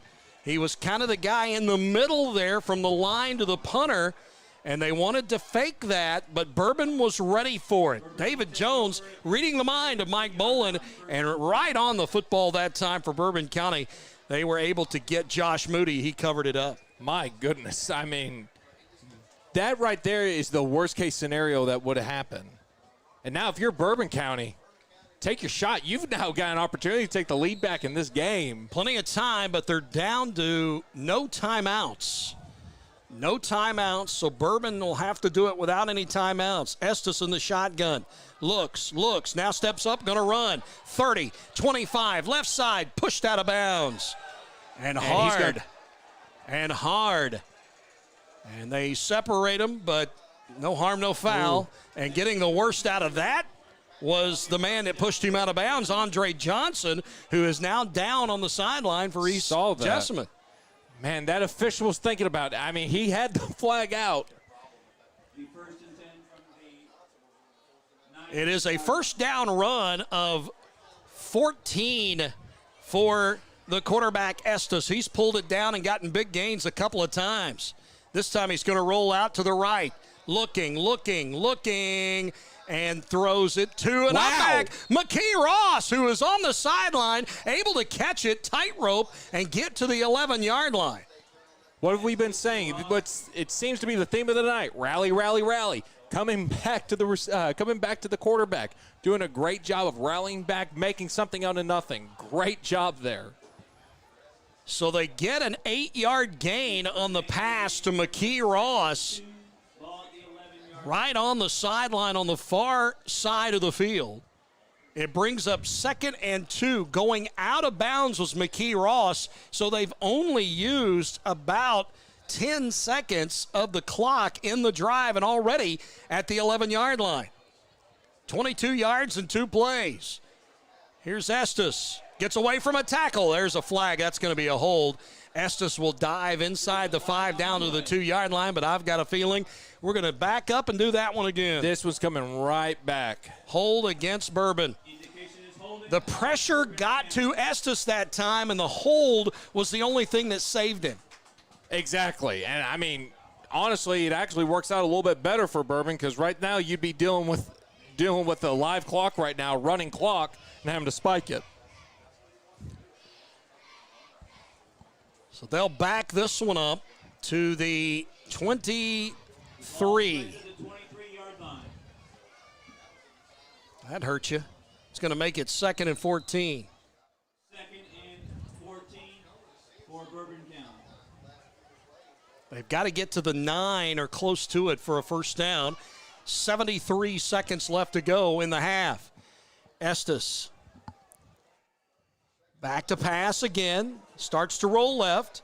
Another flag. It's going to be a hold. Throws into the end zone. It's knocked down. Flag in the end zone as well, as they may get offensive pass interference here. I think you're right. The defensive back that had the best shot at it for East Jessamine was Kenyon Braxton, and Braxton jumped up. When he did, he was pushed before the ball got there. They're going to get offensive pass interference here. Took the legs completely out from underneath him. So Bourbon, who was at the 11-yard line with a 2nd and 2, have committed a couple of egregious errors that are going to back them up outside of the 35-yard line. And it looks like now, I think that's the end of the half. It says 1 minute.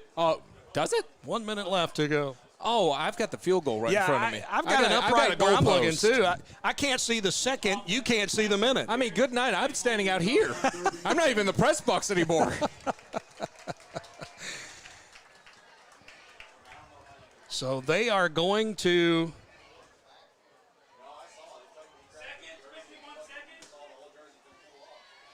they're going to adjust the clock to 51 seconds. So that's what's going to be remaining in the half. The hold against Bourbon is declined. The pass interference is taken, and that will back them up, I believe, to the 38. And that's exactly where it's going to be, the 38-yard line. It'll be second and 29. And Bourbon ready to go quickly. Snap, Estes, pressure, rolls away from it to the left. Now backs up, throws, middle of the field, incomplete, and a flag down. Really? Are they going to get a defenseless player here? Is that what they're going to do? Wow. Estes was backing up by backstepping, okay. and now they're going to wave the flag off. So Estes, who was backing up, took a shot, but he bounced right back up. Give him credit. Definitely give him. I don't think I could have bounced back after that one. Incomplete pass. So that'll bring up 3rd and 29. 49 seconds left to go. The last 3 minutes of this half have taken an eternity.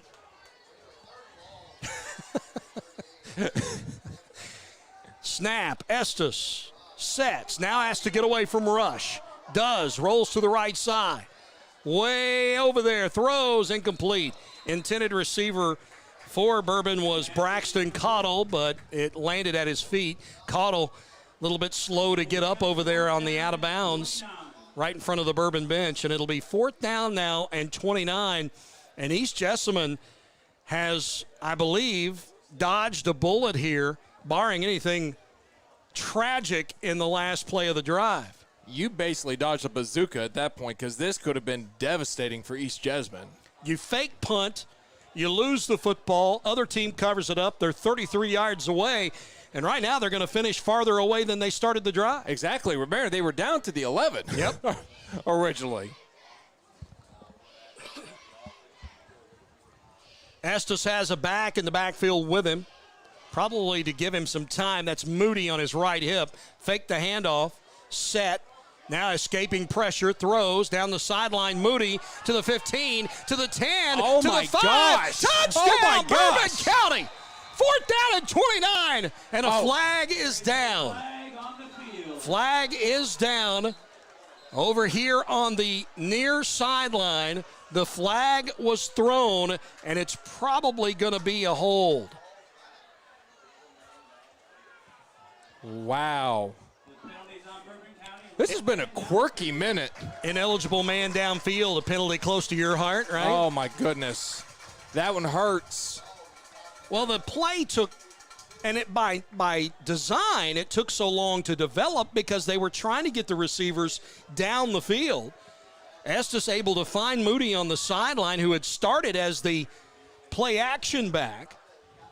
But apparently it took so long that one of the offensive linemen had bled down across his area and gotten called for ineligible receiver downfield. And here's the thing, for all the people at home, it doesn't mean that this offensive lineman went like a foot over the line of scrimmage. An offensive lineman gets 3 yards. I mean, that's a good chunk. Right. So that means that he's basically almost treating it like a run play at that point in order to get an eligible receiver. So it's going to be 4th and 34 now. Actually, yeah, that's it. 4th and 34. Timeout, East Jessamine. 28 seconds remaining. We have got a chess match going on in Nicholasville tonight. This was supposed to be a 2-game bowl. Second game tonight was going to be West Jessamine and Dunbar.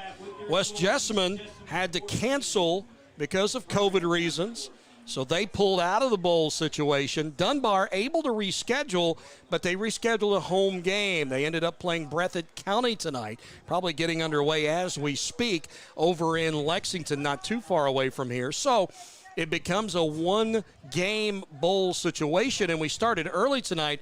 But the way this first half has gone, we're probably going to finish about normal time for a high school football game. I think 100% we are right now. I really wish I brought my coffee now.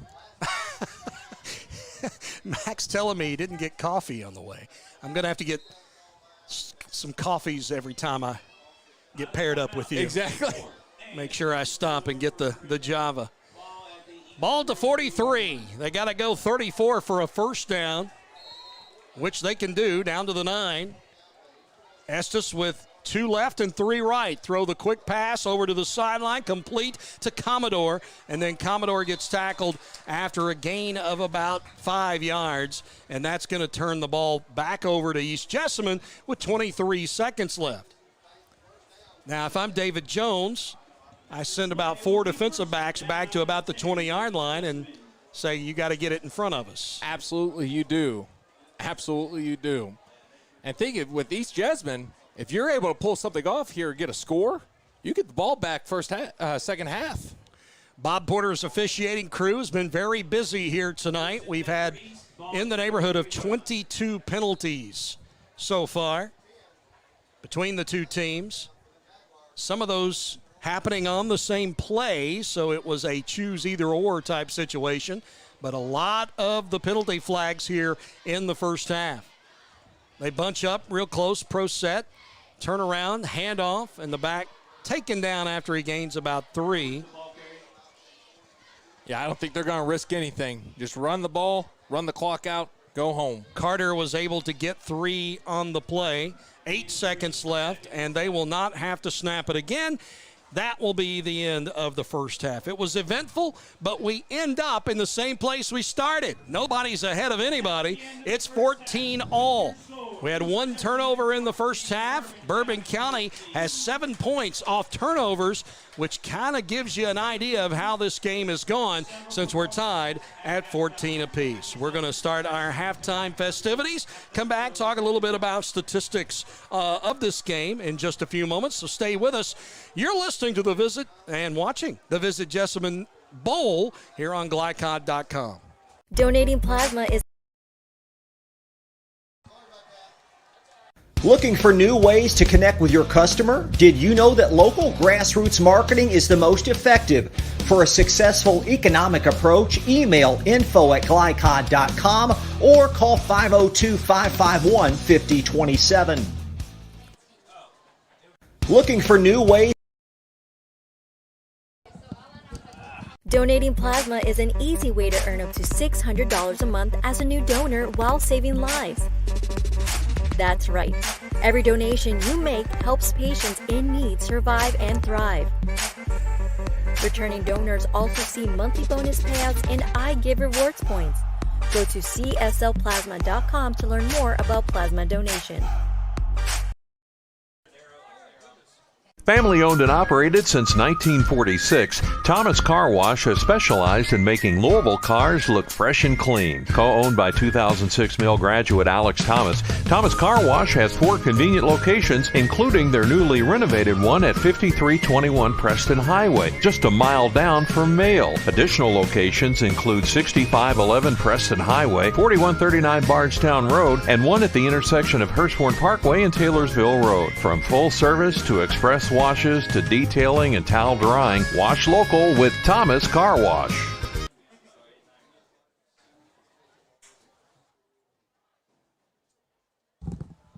With your halftime entertainment, give it up for the East Jessamine Marching Band. Back here at East Jessamine High School, Nicholasville, Kentucky. Jim Tyree, Max Godby with you. It's halftime. We're tied at 14. Marching band getting ready to do their thing on the field here today. Sun hasn't set yet. It's starting to get low on the horizon. It'll be probably, I would say, hidden by the trees at least by the time we start the second half. If not, it'll be close, but it could come into play on the opening kickoff of the second half. 14-14 your score. Bourbon County has done it with a mix of plays. They've been able to throw the football a little bit, but I think they were most effective when they got everybody bunched in on the line, Max, and really just kind of played smash mouth football. I was shocked that they didn't go back to that, especially after I figured out how much time was left in the game. I'm really shocked that when you got down to the 11-yard line and going, you know what, we're just going to muscle it through. You had one timeout left. Utilize it. Right. And just go ahead and just do smash mouth football. it's kind of been the story for Bourbon County, kind of both these teams. And you're gonna see that the first 2 games, maybe the 3rd game of the year, of where you gotta remember these are kids. Kids, you tell them over and over and over again until they actually go out and do it in a game setting. They're gonna be a little rough. It's gonna be a little rough there for the first game. And I think that's what you're seeing right now. It's which coach can go in and not just be a coach at halftime to make adjustments, but be a good teacher to say, hey, this is where we're making mistakes. We're fine. I mean, I think that's the thing that both coaches need to be saying right now. We're good. We're good. We're stopping ourselves. We're shooting ourselves in the foot on these plays, on these drives. We go about and do what we do, then we're going to be perfectly fine. And I think it's truly going to be which team comes out here, makes the adjustments, but doesn't make the mental errors that we saw in the first half. Want to run down some scores very quickly since we have them. There's some surprises here, I would say, nonetheless. They're getting ready. Actually, they started the 3rd quarter at Scott County. Get a load of this. Franklin 43, Scott County 7. What? Yes. Another 5A team, East Jessamine. I'm wondering if they have Franklin County later this year. They do not. But, wow, Franklin County off that state runner-up finalist last year doing so well. They pick up right where they leave off, 43-7 over Scott County with 10:08 left to go in the 3rd. At Henry Clay, they're at the end of the 3rd quarter. Connor leading Lafayette 21-12. Douglas leads Bryan Station with 10 minutes to go in the 3rd. It is 14-7 Douglas. Bryan Station has come up in the last couple of years. That is beyond shocking. Lexington Catholic leads Ryle 10-7 in the 2nd quarter. Breathitt County leads Dunbar 8-7 in the 1st. And Lexington Christian and Madison Central have almost played a quarter and no score in that game. Speaking of those scores, here is a look at the future opponents for these two teams. East Jessamine has Rockcastle next weekend. Then they go to Shelby County, go to Great Crossing. That's going to be a monster game for East Jessamine. Can they keep up with the Warhawks over at Great Crossing? And you've got to remember now, Great Crossing is a team that I've followed when I was working with Frederick Douglass with Glycod on that side. Great Crossing was a team where when the Scott County schools split, the juniors and seniors got to choose where they got to go. Right. So juniors and seniors all went back to Scott County. Now all of a sudden, Great Crossing's getting that Scott County talent that's now juniors and seniors. Right. Yep. So this is a team you've got to watch out for. It's a team that's been building, growing momentum. That's not a guaranteed W anymore. The schedule for Bourbon County is this. They will play in a bowl game again next weekend. They go to Pike County. Ooh, that's a long trip. The Pike County Bowl, they'll take on a Pikeville team. David Jones better have his hat on tight for that one. Great Crossing at home the week after that. So both of these teams will find the Warhawks on their schedule. Ashland Blazer on the road after that. Knox Central on the road after that. David Jones' team's going to be Road Warriors this year. Only 4 home games on the schedule. I mean, that's hard. That's a mental wear and tear to you if there ever was one. I was talking before we went to the scoreboard, we were talking about Bourbon County and what they had done offensively. They were a 2-to-1 type of team, choosing to rush the football twice as much as they did passing. 194 rush plays last year, 97 passing attempts. Or check that, I'm sorry, 182 passing attempts. So they were fairly balanced. But East Jessamine has flipped the script for tonight, Max. Last year, they only had 69 passing attempts in 7 games, so a little under 10 passing attempts per game. Rushing attempts, though, they had 330. You're talking about a 5-to-1 kind of difference. Tonight, I think it's been the other way around, as they've had more passing attempts than they had rushing attempts. That's been the story with both of these teams. They have fully adapted into these passing offenses, but they've all seen something. For Bourbon County, it's East Jessamine's inability to contain your quarterback. Right. And be able to go, you know what? I can just win this with my feet. Right. So on a technicality, I guess they're still going with their run game, just out of a passing formation at that point. But then also, you look at East Jessamine, they're completely taking advantage of Bourbon County's aggressiveness when it comes to blitz and their ability of not staying disciplined in their coverage once protection breaks down. So let's take a look at the scoring plays before we end the halftime festivities here, and then we'll come back and get ready for the beginning of the second half. It was Bourbon County scoring first. They took the opening drive, the opening kickoff. They were able to return that opening kickoff 27 yards, start at the 39-yard line. They went 61 yards in 12 plays, sticking it into the end zone on an Estes to McKee Ross touchdown pass of 12 yards. And I believe that was on fourth down. If I'm not mistaken, they converted 2 fourth down opportunities in that drive to take that 7-0 lead. And they've done that in both scoring drives tonight. It's all been about Bourbon County having the mental errors to get them to fourth down. Right. But then East Jessamine having the mental errors to break down on those fourth downs. And that's going to be your story going into this second half. East Jessamine would get on the board with 4:18 left to go in the first quarter on their first drive of the game when Justin Hiles launched one from midfield, scoring a 52-yard touchdown pass to the wide receiver Dylan Carter for his first touchdown catch of the year. Looking on their stats for last year, I do not believe that Carter had a catch for this team last year. So that's his first catch as a Jaguar, and it's a good one, a touchdown. Shilforth, the extra point, made it 7-7. They got the ball back after forcing a 3-and-out from Bourbon County and were able to score on the first play of the second quarter on a 20-yard pass from the quarterback Heil to Jacob Crofts, a backup wide receiver who had set up as a tight end and just did a slant pattern when Heil got in trouble. A 20-yard touchdown pass on that play. The extra point was good, making it 14-7. And then with 3:06 left to go in the second quarter, Bourbon scores on the only turnover of the first half when they forced a fumble at the 30-yard line as East Jessamine was driving to take control of this game. And then recovering the fumble was the defensive lineman Ryan Lay. They score from the 34-yard line, so 66 yards on the drive, ending up with a 1-yard touchdown run from Day-Day McKee Ross. McMahon's extra point made it 14-14, and that's where we ended the half. But we talked about getting that turnover, changing the momentum. It just seemed like everything was going Bourbon's way. I think the biggest story of the first half, other than that turnover, was the penalties. 23 flags and all.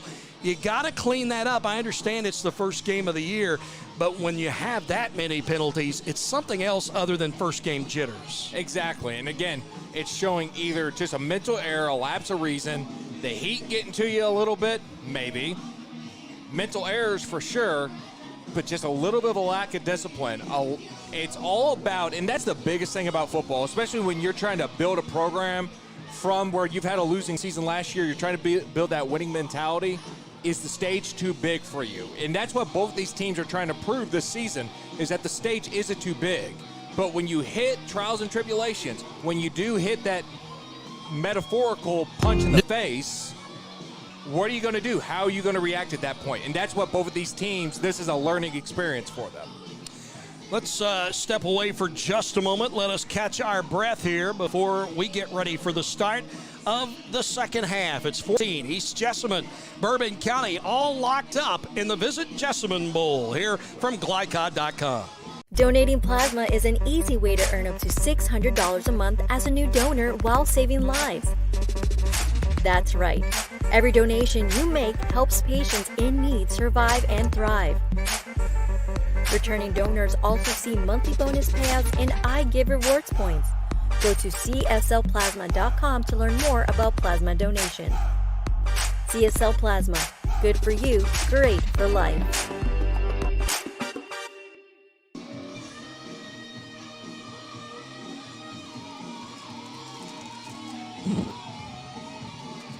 Donating plasma is an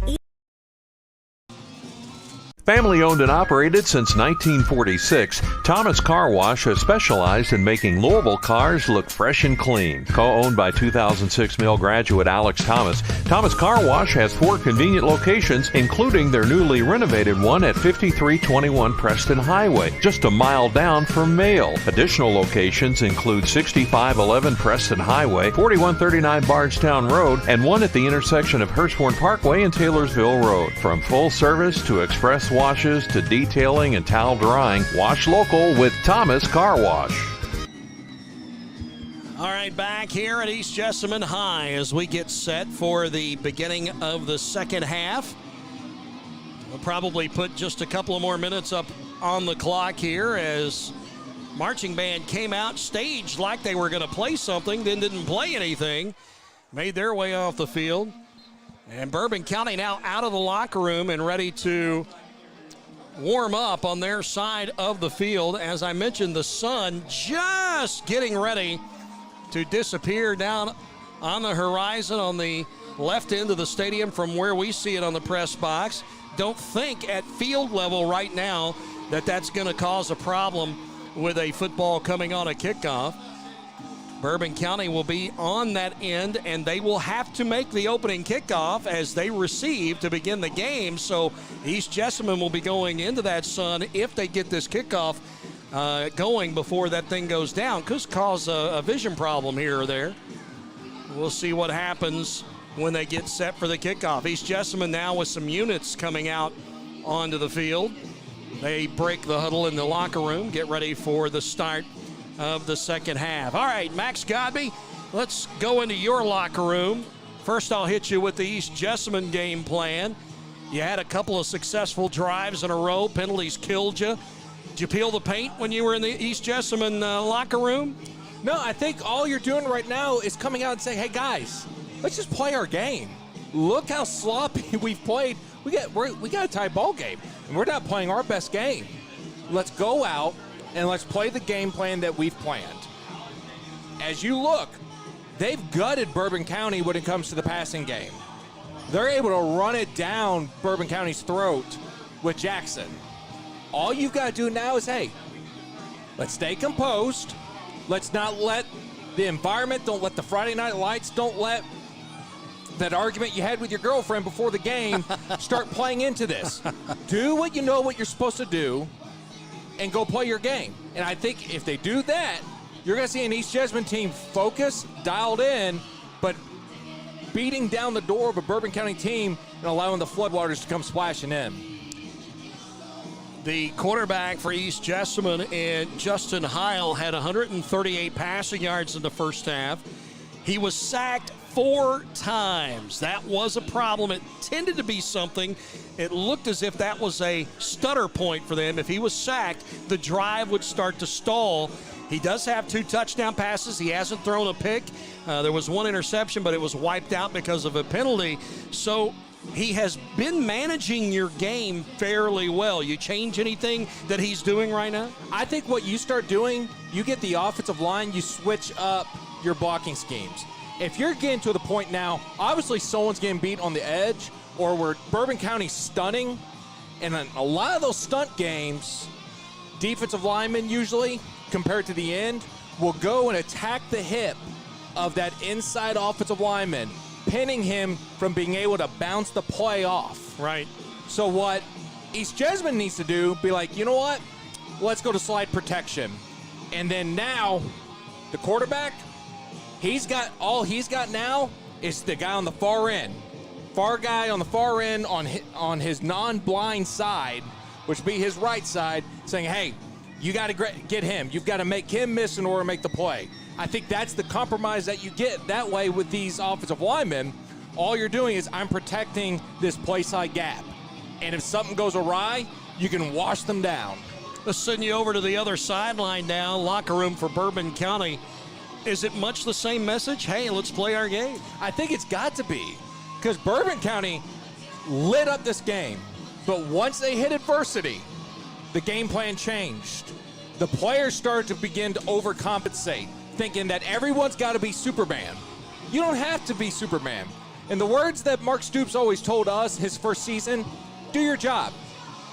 You can't score 45 points in one play. Do your job. And it's just that simplistic. And that's what's so great about the philosophy of football. It's as shallow as do your job, but it is as in-depth as the Mariana Trench as do your job. As long as everyone... Double-sided sword. Exactly. And as long as everyone goes in, you know exactly what you're supposed to do. And you know between the whistles, I've got to accomplish this. And after that whistle blows, I don't get in any sort of shenanigans afterwards. We've got a chance to keep driving because we've got a game plan right now that works. That's Max Godby on his breakdown of the first half and what these teams need to do to get a win. We are deadlocked at 14 here as we get started for the start of the second half of the Visit Jessamine Bowl here on Glycod.com. See that East Jessamine is out on the sideline. Bourbon getting last-minute instructions. Getting ready to break their huddle. It will be Bourbon kicking off to East Jessamine to start the second half. Jim, I don't know if you've got like your touch of the wildlife or what's going on, but I mean, you called that sunset perfectly. I thought it would be right there, and if you're on field level, it's even lower than that, so it is not going to be an issue. It'll be lights the rest of the way to light this field here tonight. Perfect night for football, albeit a bit warm. Bourbon County with the one player coming in, very short roster, and Cade Goebel starting offensive lineman, defensive lineman, senior, out for 2 weeks of a twisted knee. And the freshman Ryan Lake coming in, he recovered a fumble in the first half, so give the freshman some credit for going out there in his first action and getting a big play for David Jones's Bourbon Colonels. For this being your first game of high school ever, not a bad show out for Lay. So back deep, the deepest back for East Jessamine is going to be to Kenyon Braxton. Carter, check that, it's not Carter. It's going to be Liam McLeod, a freshman that's over on the far side at the 10. Here's the kick, line drive. Spinning in midair, taken at the 4-yard line by Braxton. And he's tattooed by Bourbon County's Hunter Lunsford, a sophomore on special teams, listed at 5'5". He may be an inch taller than that, but he laid a 6'8" licking on Braxton on the return. Ouchtown, population you, bro. Oh, my gosh.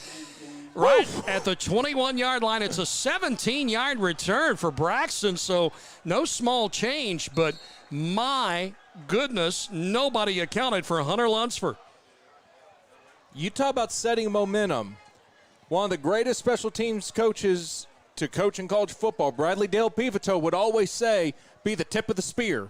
And right there, that was the tip of a spear if I've ever seen one. Got to go 79 if they're going to score on the opening drive.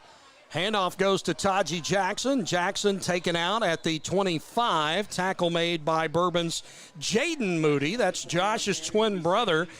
Moody, a junior, but not before Jackson able to pick up about 4 yards on first down. It'll be 2nd and 6. That's what you need to do with Jackson. That's a big, big man. Take out the knees. Go. You're going to have to go low. Yeah. There is no shoulder pad tackling him. He's listed at 189. I'd say it's closer to 200. They're going to go to him again. Middle of the field, got a running room. And again, the tackle made by Bourbon's Jaden Moody, cutting out the pins of Jackson, but not before he picks up a first down. He's able to get to the 32. A pickup of 7 on 2nd and 6, and the Sticks will move. Seemed like the blocking that time was delayed. It was Jackson trying to push them out in front of him so that they could get up there to make the blocks. Not happening quick enough. From the 32, 2 runs by Jackson and 11 yards. And they're going to go to him again. It's time for the workhorse to get to work, and he is hit and able to get away from that hit and stretch across the 40 to the 42-yard line. He may have picked up another first down, a 10-yard gain. Taji Jackson is 189 pounds. I'm Deion Sanders. That is a big man to try to bring down. That's a grown man. He does seem to get all 189 out in front of him. I mean, he has really got things moving. And it's not like he's getting low. I mean, he's a tall kid, not a low center of gravity, but he's still able to get up the field, 42-yard line. 21 yards on 3 carries. Here's a low snap, and the quarterback, Kyle, has to fall on it back at the 32-yard line. Snap just never got to him. It bounced on the carpet. Put that one on the center. They're going to mark it at the 33, a 9-yard loss. And that's sometimes that thing gets slippery. Gets slippery, but, I mean, from what? not a cloud in the sky.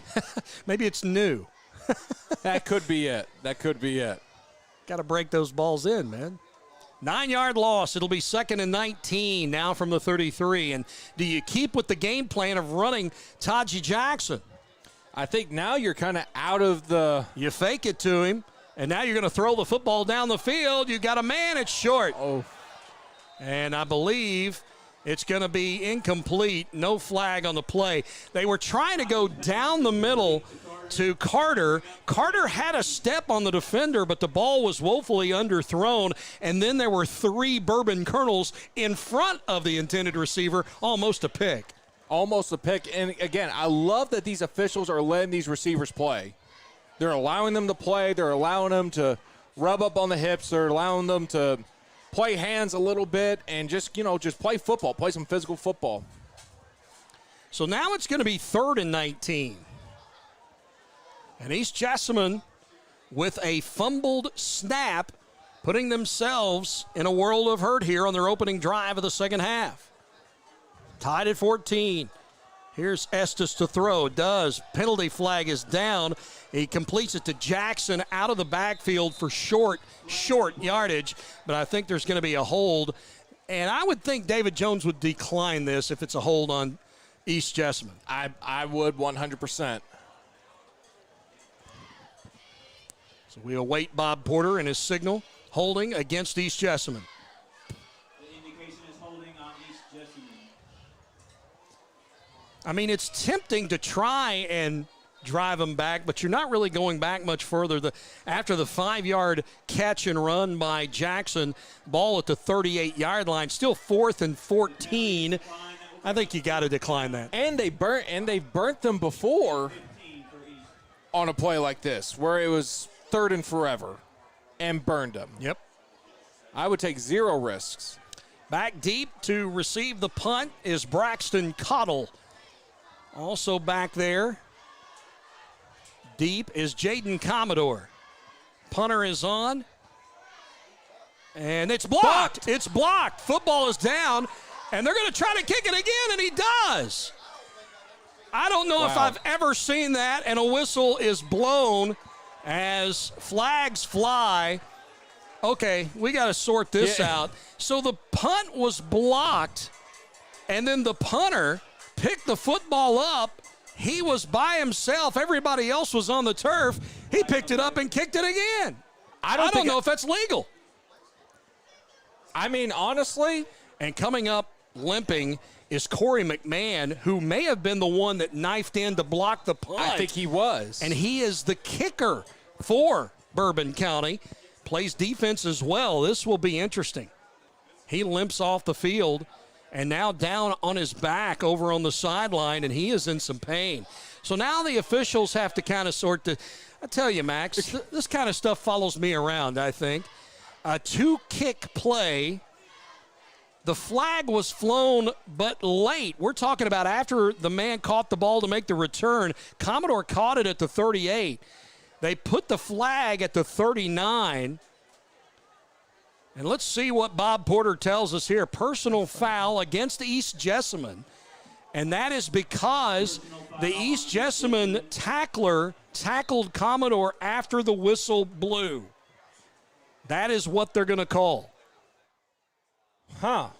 The whistle blew because Commodore caught the ball and a knee was on the ground, so the whistle blew. Okay. Commodore took off toward the sideline. He was tackled, so they call a personal foul against East Jessamine. That will put the ball into East Jessamine territory at the 46-yard line. No penalty. for the second kick.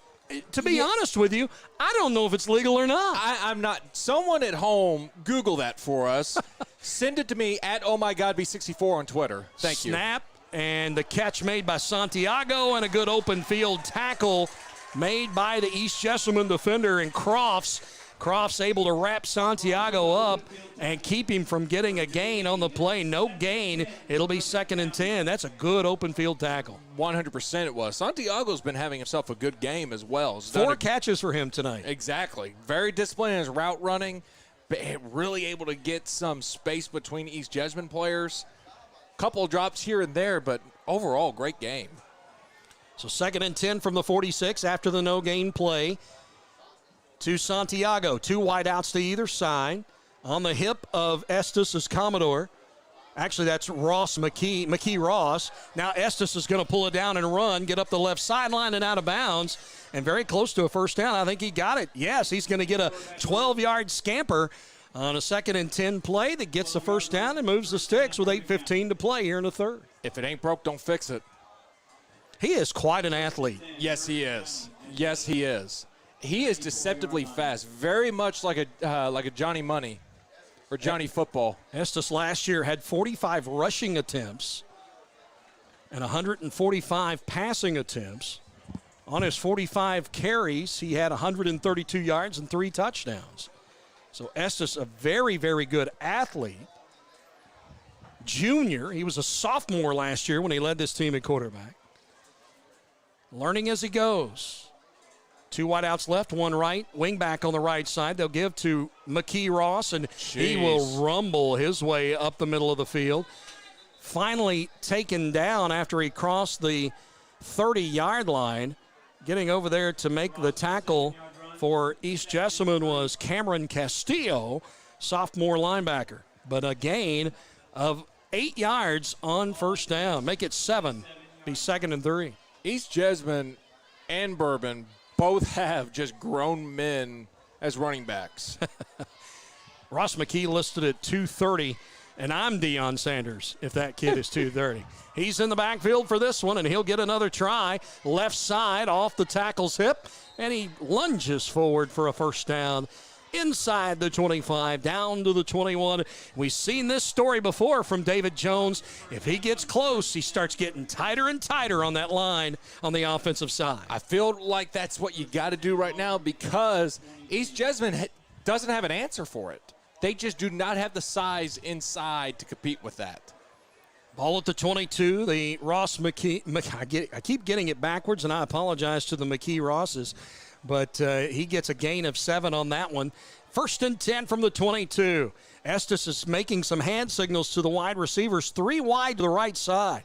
Handoff goes to Moody. Moody around the right end. Makes a cut to the 10. And then gang tackled at the 7-yard line. Driven back, but a first down run by Moody as they found running room on the right edge.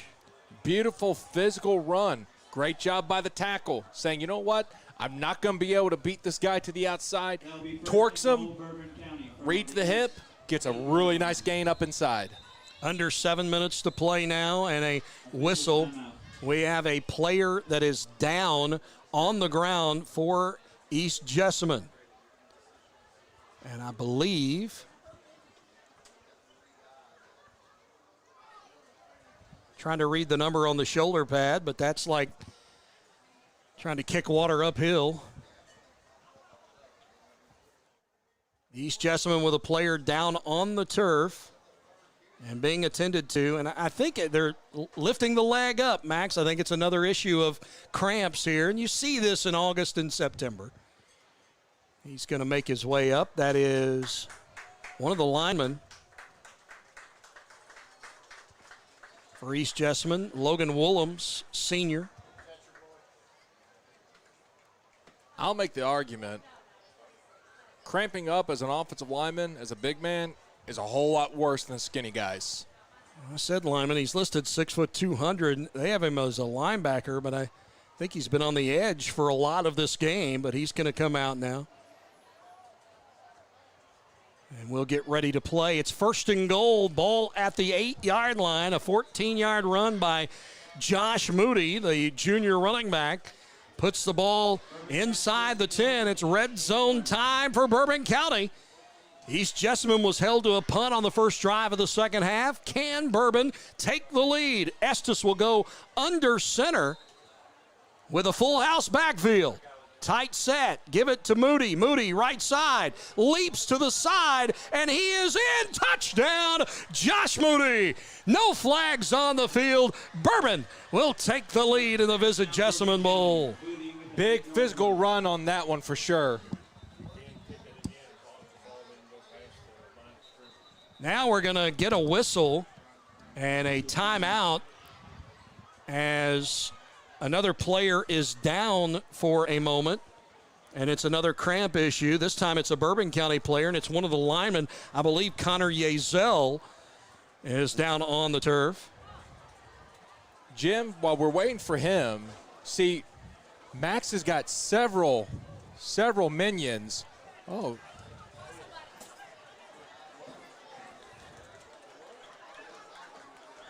And we've got some extracurricular activities going on.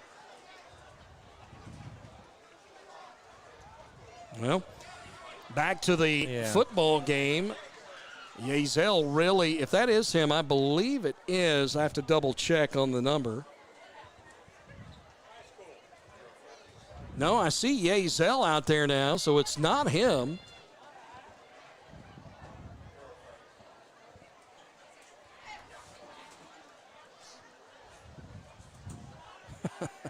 Everybody in the crowd here making their way over to the edge of the stadium for something going on in the back, but looked like just, high school. Oh, well. Just a little fight that broke out in the back, I guess. Now they're ready to go. Yeah. For the extra point attempt. It was an 8-yard run by Josh Moody, his first touchdown run of the year.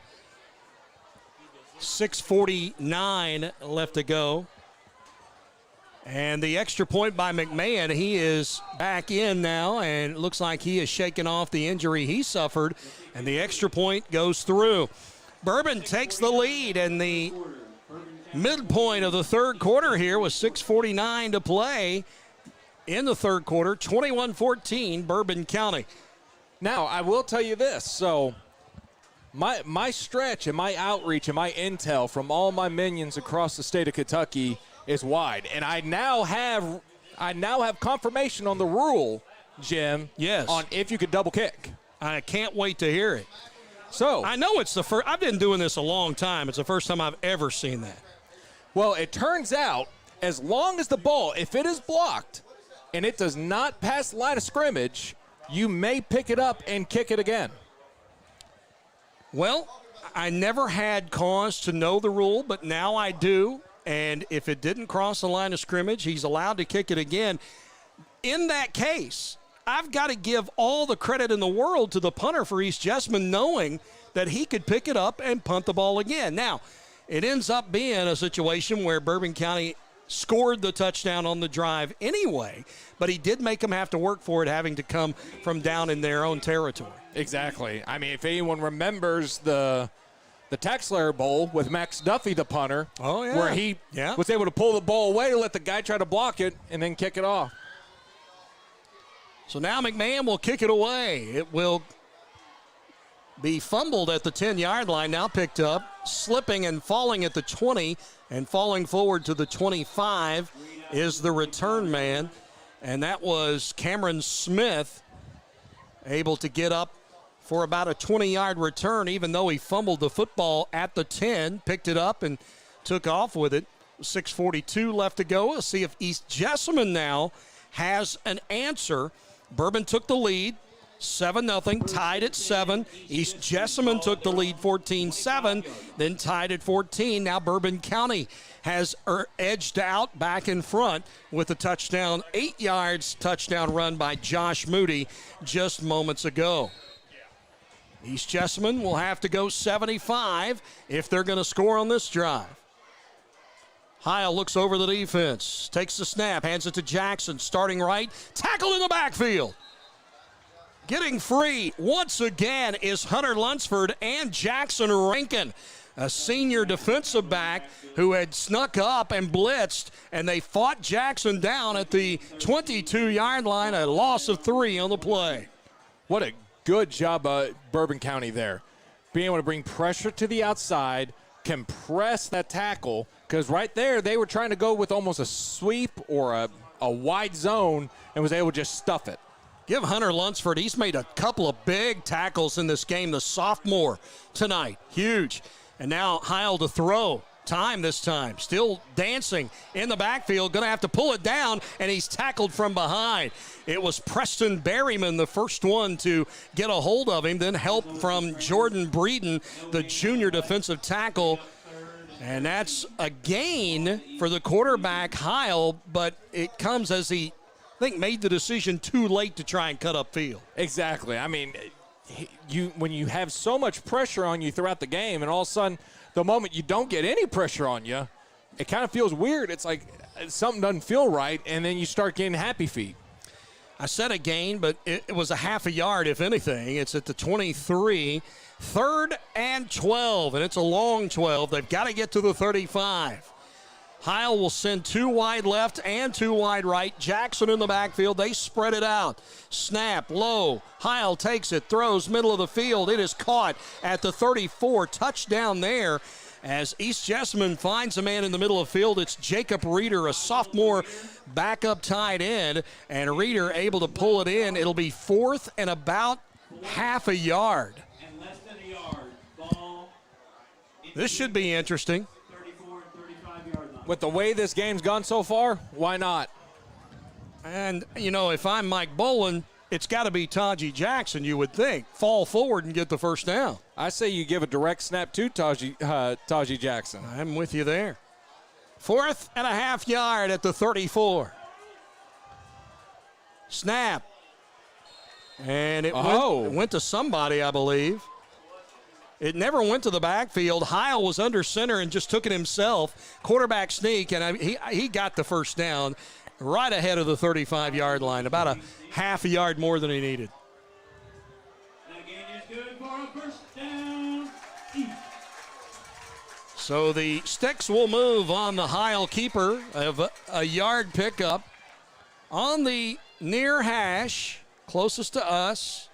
1st and 10 from the 30, just outside of the 35. Heil, they fake the snap to him. Jackson is wrapped up on the direct snap, not going to get anywhere. And Lunsford is in there again. Leading the charge, the 5'5 sophomore linebacker. Taji Jackson with the direct snap. Bourbon County has found a way that just has absolutely dismantled this East Jessamine offensive line. And it's truly been unreal. The adjustments that they made, I mean, I think his speech was a little bit different than mine because he said, oh, by the way, let's completely confuse East Jessamine's offensive line right now. Josh Moody also in on the tackle, and we have a player down because of cramps again, I believe. This will be Taji Jackson, who is going to have to come out of the game for a moment. And that kid's been running really, really hard for the last 2 drives. They've really put the emphasis of the workload on him.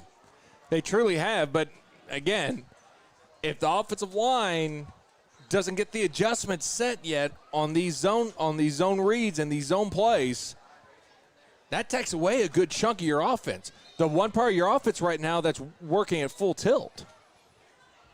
So the timeout called for the injury, and it looks as if Jackson has made his way off the field to be attended to. It'll be 2nd and 9. Ball. 2nd and 9. They actually give the 36 to Jackson on that run. So give him officially a gain of a yard, and it'll be 2nd and 9. Without Jackson in there now, Carter in the backfield. Heil takes the snap, looks to throw left side, dumps it to the middle, and trying to run before he secured the pass was Reeder. Actually, check that. It wasn't Reeder. It was Cameron Smith, the sophomore tight end. Bounced right off his chest plate on that one. Incomplete pass. So Smith, who moved his eyes upfield before he secured the pass, an incompletion, and that will bring up 3rd and 9, and now Bourbon with someone down because of cramping. I think just this generation is just afraid to just drink pickle juice, Jim. That's the only thing that makes sense to me. Pickle juice would solve it, huh? Exactly. Back in my day. I'm trying to see. I believe it's Josh Moody, who has been playing some on the defensive line. He had that touchdown run just moments ago. 3:17 left to go in the third. Bourbon leads 21-14. And now the squeeze bottle out. Don't think that's pickle juice. It is Moody, and Moody, they tried to get him up, and he just fell down. He's really having some cramping issues out there now. I don't think people realize when announcers or commentators say, oh, it's just cramping, it means he's going to be okay. But, I mean, those cramps can absolutely take your breath away. I've had times before where I've had actually both legs cramped during a game, and I was not able to get up. And you hear the commentators go, it looks like he's just cramping up. And I'm like, you know what? But it's a lot worse. It hurts. Thank you very much.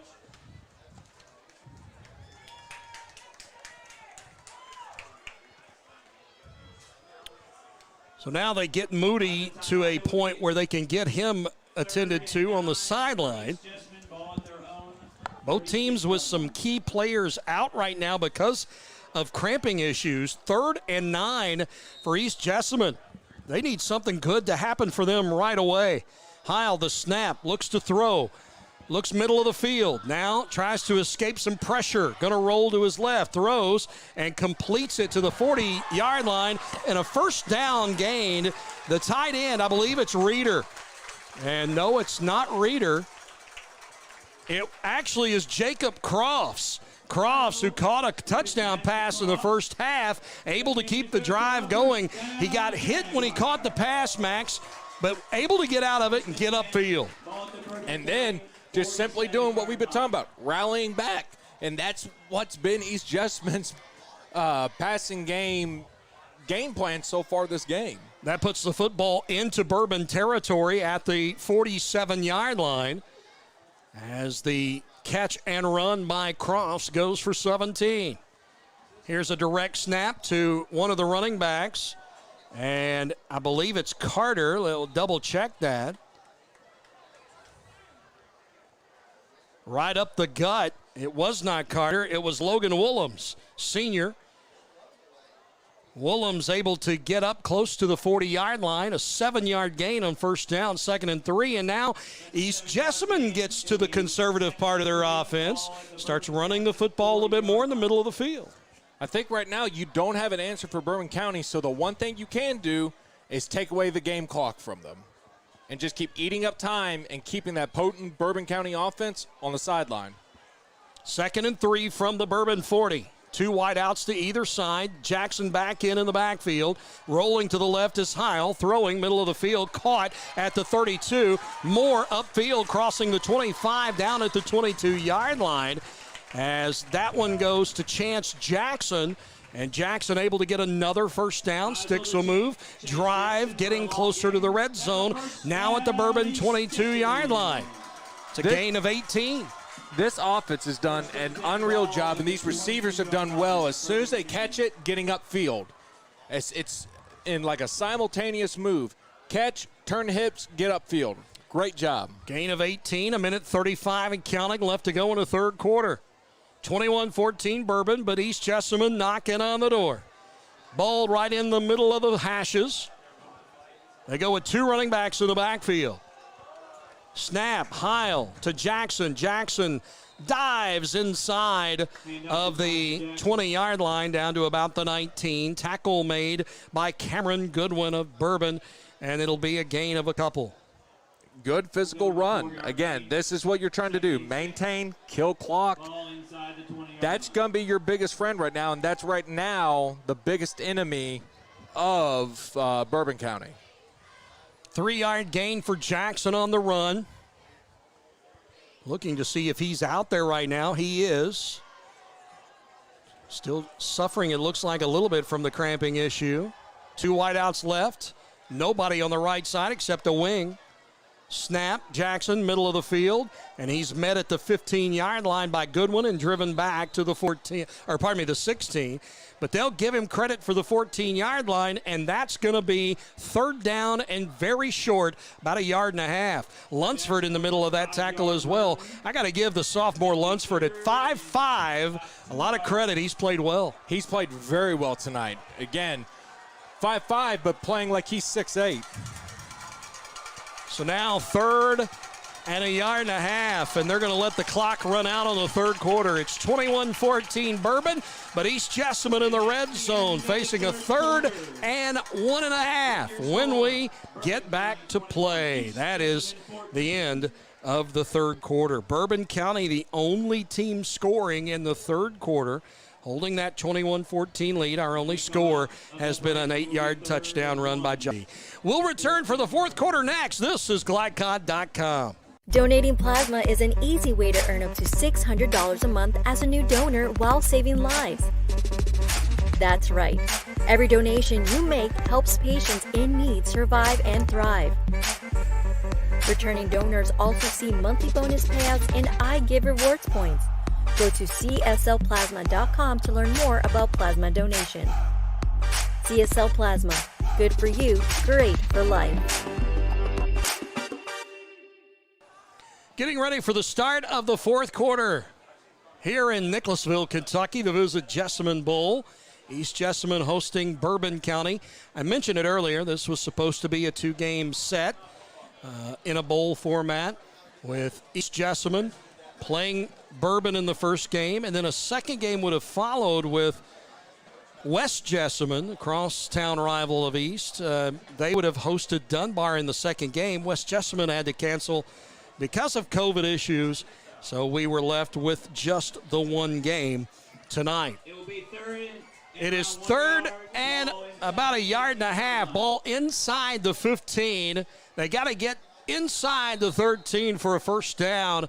And East Jessamine now to hand off to Jackson around the right side. He's got the first, then jumps out of bounds as he got close to the 10-yard line. Let's see if he's able to spot that.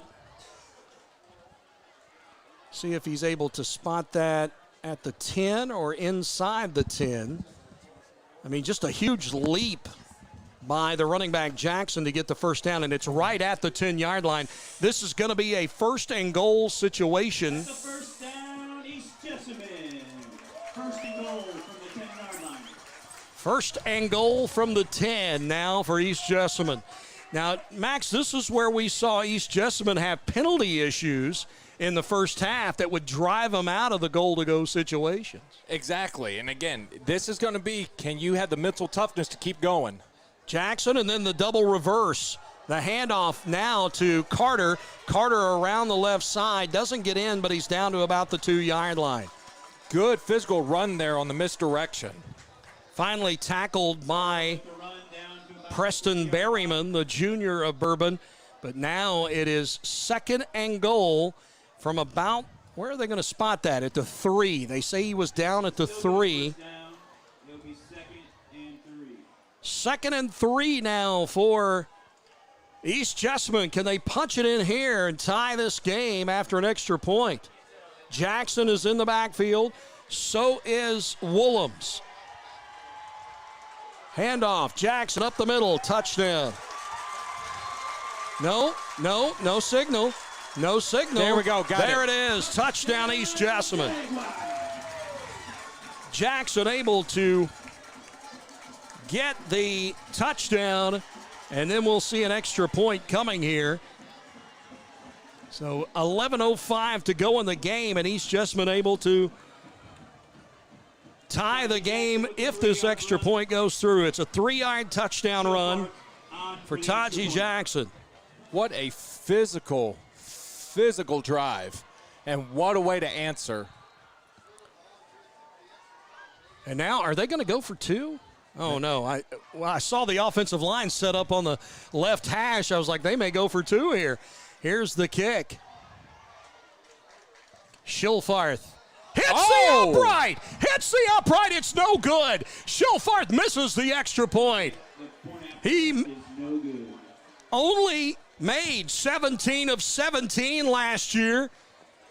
He had already made two in this game, and he misses the extra point. The first time in 20 tries that Cameron Schilfarth has missed an extra point. Bourbon County brought a lot of pressure off the edge on that one, and I don't know if it kind of delayed his kick, threw something off, played a mind game with him. It could have been that the laces weren't out either, but definitely a gut wrencher for East Jessamine. That is a monster extra point miss. Bourbon keeps the lead 21-20, and we've only got 11:05 to play in this one. Real quick, let's run down the scoreboard for you. They, I think, started the clock and let it go. 43-7, the final score, Franklin over Scott. That one just absolutely shocks me. 43-7, Franklin County over Scott County. Connor is able to defeat Lafayette at Henry Clay tonight, 35-12. Douglas has opened things up on Bryan Station a bit, 5:16 to go in the fourth. It's 27-7. Sayre leads Eminence at halftime, 28-0. How about your boy Chad over there? Doing a great job, isn't he? My goodness, yeah. Lexington Christian 14, Madison Central 6 at the half. Lexington Catholic 17, Ryle 7 in the third. And Cooper leads GRC 9-3 at the half. Kickoff taken at the 12-yard line by the wide receiver Caudle. Caudle able to get away from a tackle at the 30, but then pushed down at the 34-yard line. A return of 22 yards for Braxton Caudle. I'm looking for a flag. Do we have one? No. I don't think we do. No flag. So it'll be Bourbon County leading by 1, 1st and 10 from their 34. Not bad field position. 10:56 to play. They lead by 1. Cameron Schilfarth pushes one to the left and hits the upright. First extra point he's missed in 20 tries. Not able to get it through. And that'll preserve the Bourbon County lead right now, and they have the football. Estes awaiting the snap. He's got Moody with him in the backfield. Looks like Moody's better from the cramp. And Moody gets the call. Middle of the field, maybe a couple. And then pushed forward. Helmet comes off to the 37-yard line. Does he get any more than that? Give him the 38. It's a 4-yard gain for Moody. And that was just tough running. A nice little dive play off the tackle's hip. Exactly. I mean, if it's not broke, don't fix it. And right now, if you're Bourbon County, you've got the lead. You're in the fourth quarter. Why not establish a run game? Try to tire out East Jessamine all the way back down to their red zone. 2nd and 6 from the 38. In the backfield now is Smoot. And they'll give it to him after a high snap. Able to cut up to the 40. Got inside a block and out to midfield before he steps out of bounds. He was chased out of bounds by Woolhams of East Jessamine, but not before he picks up a first down. Nice run by Smoot on a high snap. A very good run, and his patience to allow the play to develop. That's something you don't see out of high school that much, but just having that patience of just waiting and seeing and letting the play develop. Great job by him. Run of 16 yards 12 yards for Smoot. It's only his third carry of the night, as they've used 4 different running backs, Bourbon County has. So has East Jessamine, for that matter. From the midfield stripe, fake the handoff to Smoot to throw. Middle of the field, incomplete. Santiago, the intended receiver, coming across the middle from right to left at the 42. But Estes throwing that on the run, couldn't get much on it. Not much on that one. Great job by East Jessamine being able to develop and adapt and rally to be able to stop the running quarterback. That'll bring up 2nd and 10 now. They'll leave Smoot in the backfield. 2 wideouts to either side. Throw over to the left side is complete to Commodore, but he's hit immediately He may have gotten 3 yards before he's driven back. Nice play over there by the defender for East Jessamine to stay with him and make the tackle. That was to Kenyon Braxton, the junior. And now 3rd and 7 for Bourbon. Huge play with 9:32 and counting to go in the game. Estes to throw. Looks, time to throw, middle, and it's knocked away. At the 30-yard line, he had Cameron Goodwin there for a moment, but the defender was able to get a hand in and just poke it away. That was Jacob Crofts, the big, tall senior, and that's going to bring up 4th and 7, and if you're David Jones, do you bring the punt unit on? I'd almost say you do. And it looks like they're going to bring Corey McMahon on the field.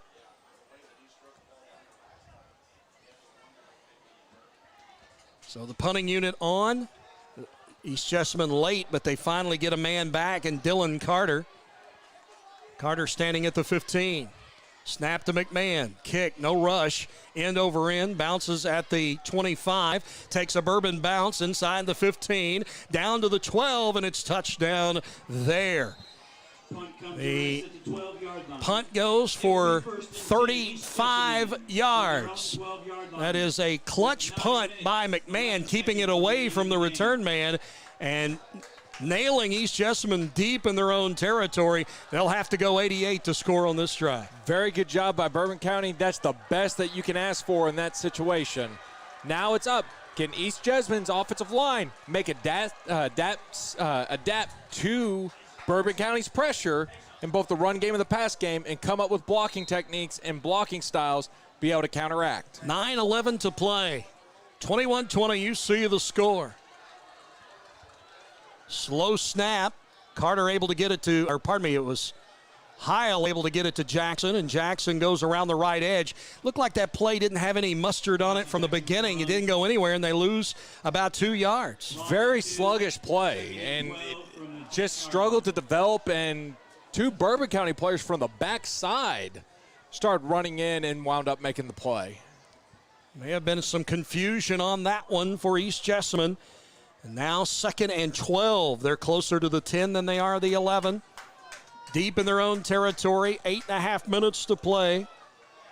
Heil with Jackson in the backfield with him. He's got 2 wideouts to the left side, looks that way, wants to throw, throws middle of the field, incomplete.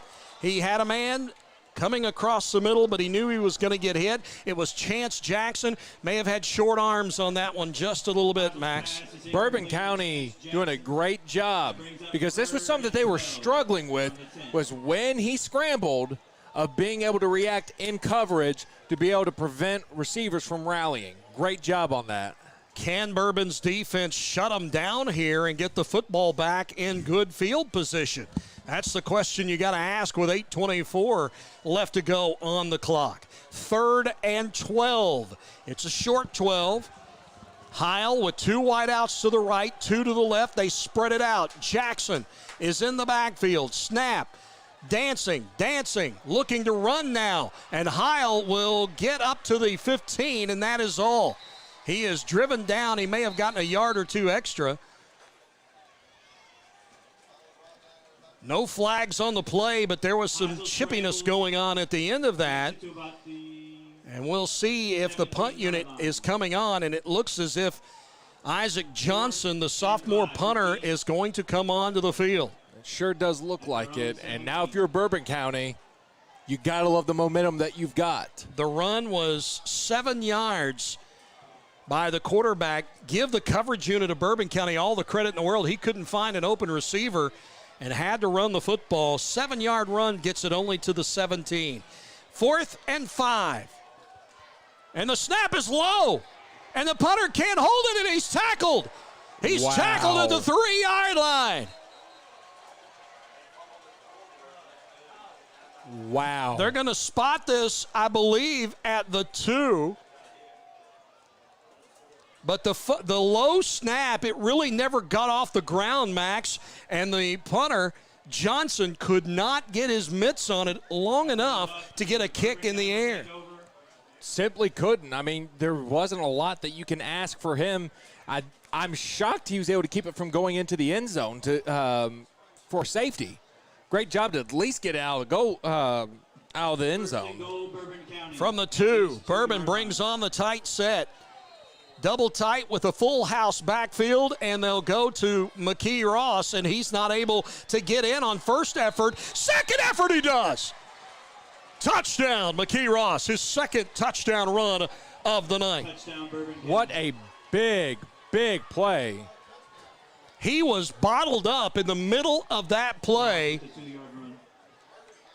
and he bounced off of it, somehow got out, and was able to get to the outside and get into the end zone. Give McKee Ross all the credit in the world. Unbelievable run. I mean, he has established his will, his dominance, and right now he is breaking the will of this East Jessamine defensive line. So now the question to David Jones, do you go for 2 to make this a 2-possession game, or do you kick the extra point and make it 8, in which case East Jessamine would just be 1 possession away? He's going to go for 2. It looks like it. Try to end this thing. Well, it get close anyway. 2 possessions with 7:20 to play is tough. Here's Estes, turns. He's going to roll. He's going to roll to the right. He's going to cut it back to the inside. He's going to get away from a tackle, and he's knocked out of bounds. Wow. That's a big stop. That's it. Big stop and getting over there to make some tackles. Willems. I can't agree with that. You could have gone with the extra point and made him go for 2. William Welch in on the tackle. Willems was a spearhead of that tackle. They got to the quarterback. He was not allowed to get away, and they drive him out of bounds. So no 2-point conversion on the touchdown after the run by McKee Ross, and that will keep it a 1-possession game. I'm on the fence on that one, Max. I got to be honest with you. You kick the extra point, it's still just a 1-possession game. Still 1-possession game, but now you're having East Jessamine go for 2. The turnover on the punt snap is the second turnover of the game, and Bourbon now 14-0 in points off turnovers. If there's one stat after this game, you go back and look. If Bourbon County holds on, that would be the stat that I would have to post up in the locker room. 100%, absolutely. So McMahon will kick it away. Read to receive for East.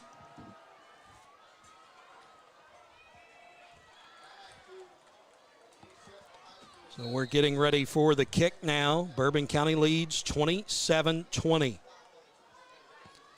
After a muffed punt, they're able to take it 2 yards into the end zone. Now here's the return on the kickoff and bottled up at about the 27, maybe the 28. See how far the return man got after McMahon's kick. And on the tackle for Bourbon County was Jaden Moody. Reed with the return. Reedon with the return. Jacob Reeder, able to get up the field, give his team some decent field position at the 29-yard line. It's a 1-possession game with 7:11. You see the clock. You see the score. You're seeing what Max and I see. If you're East Jessamine right now, there's no reason to panic. You got 7 minutes. You've got plenty of time to be able to turn this around and tie this game up. In the middle of the field. 2 backs back there with the quarterback, Kyle. He'll give it to Jackson. Jackson off the right end, now cuts it back to the middle of the field, and he is held up at the 35-yard line. It's going to be a run of about 6 yards on first down. Again, there is that little linebacker in the middle of the field, Hunter Lunsford. The 5'5 sophomore came to play tonight. Hunter must have a very, very low center of gravity to be able to assist him tonight. Clock running, 6:40. 6-yard run's a nice one by Jackson on first down, 2nd and 4. Got to get to the 44. He's in the backfield. He's the only back. 2 wideouts to either side. No tight end. Heil gets pressure from the backside. Throws incomplete. It was intended for Jackson out of the backfield at the 38-yard line. Goodwin over on coverage was all over Jackson on that pass, and it'll bring up 3rd and 4. I am so impressed by the way Bourbon County has adapted their coverage play so far and the way that their secondary has played in the second half. Clock stopped with the incompletion. 3rd and 4. Tight end comes back in. They go tight set on the right side with a wing. Snap, Jackson, handoff, middle, stopped. He was held up at the line of scrimmage, may have gotten a yard. They're going to actually spot him forward, progress to the 37, but he's 2 yards shy of the first down. Whew. A lot of guys in the middle of that play. Off the turf last, though, was Cameron Smoot, who had shot up into the gap, stopping Jackson. 4th and 2, and if you're East Jessamine, is it go forward time? 5:50? I would almost say yes. They're going to go for it. 4th and 2. Defense creeps up. Jackson in the backfield. They're going to give it to Carter. He's hit in the backfield, gets away, and he's knocked down at the 35-yard line. What an amazing defensive play. Coming over to make that tackle was Corey McMahon. Also over there was Jaden Moody, but the defensive backs on the outside run, they do what they're supposed to do and make the tackle in the open field. And a great job staying at home as well. Not getting deceived by the motion on the other side, and then having the ball pitch, kind of forward pass kind of a thing, going across, doing a great job of eyeing the ball, not getting sucked in by the quarterback, and making a big tackle for loss. So a turnover on downs gives Bourbon County the ball at the 36 of East Jessamine. It'll be 1st and 10 with 5.5 to play here in the game. 27-20. Colonels with the lead. It has been back and forth all night long. Really has been a good football game, albeit there's a timeout called by Bourbon County. They want to take a few extra moments here to get this drive right. But the back-and-forth game, take out the penalties, which, to be honest, the second half has been much better penalty-wise. I think we've only had 2 flags in the second half. But you take out those mental mistakes, really good football game between these two teams. Very much so, and a very clean second half as well. And if I were Bourbon County right now, you look at the time on the clock, I'm getting to that big set. I'm getting heavy set. McKee Ross. Oh, my goodness, yes. Day, the rest of the night. Day, going to make them go night. All right, I'm going to give you a $5 one on that one. Thank you. That one was a good $5 one. We'll keep a running total. Hey, I got to hit my quota, man. Got to hit my quota. That's Max Godby, the former UK footballer. I'm Jim Tyree. Glad to be with you tonight. Let's go, fans. Got you on the defense. We'll see if the defense can stiffen here for East Jessamine after they went for it on 4th down, 4th and 2, and were stopped behind the line of scrimmage.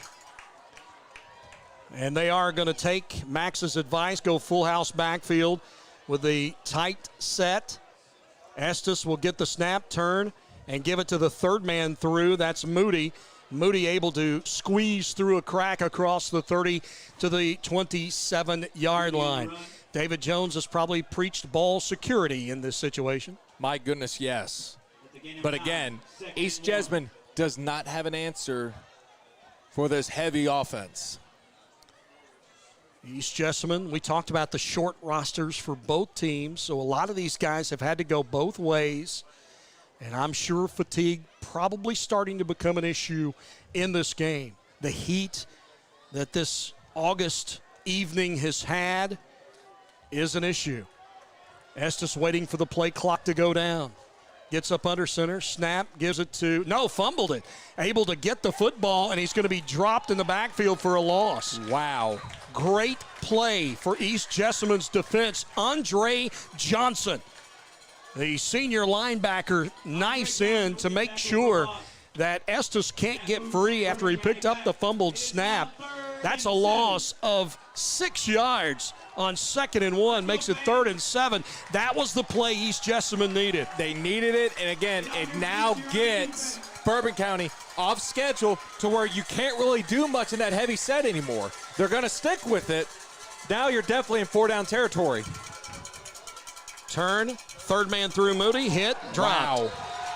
The man at the feet of Moody was Devin McClure, and Dylan Carter also in on the tackle.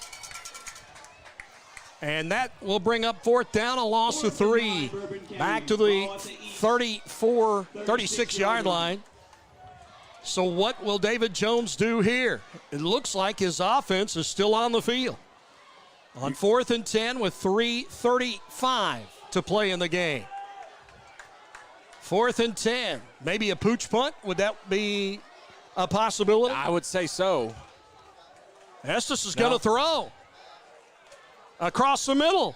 Incomplete. He had a man at the 19. Went through his hands. Jaden Commodore could not pull in the pass. And so the defensive stand gives East Jessamine new life with down 7 and 3:21 to go in the game. You talk about Big Mo. Big Mo seems like he has just taken a big old seat on this blue and green sideline. Now we'll see what the offensive plans are here for Mike Boland's team.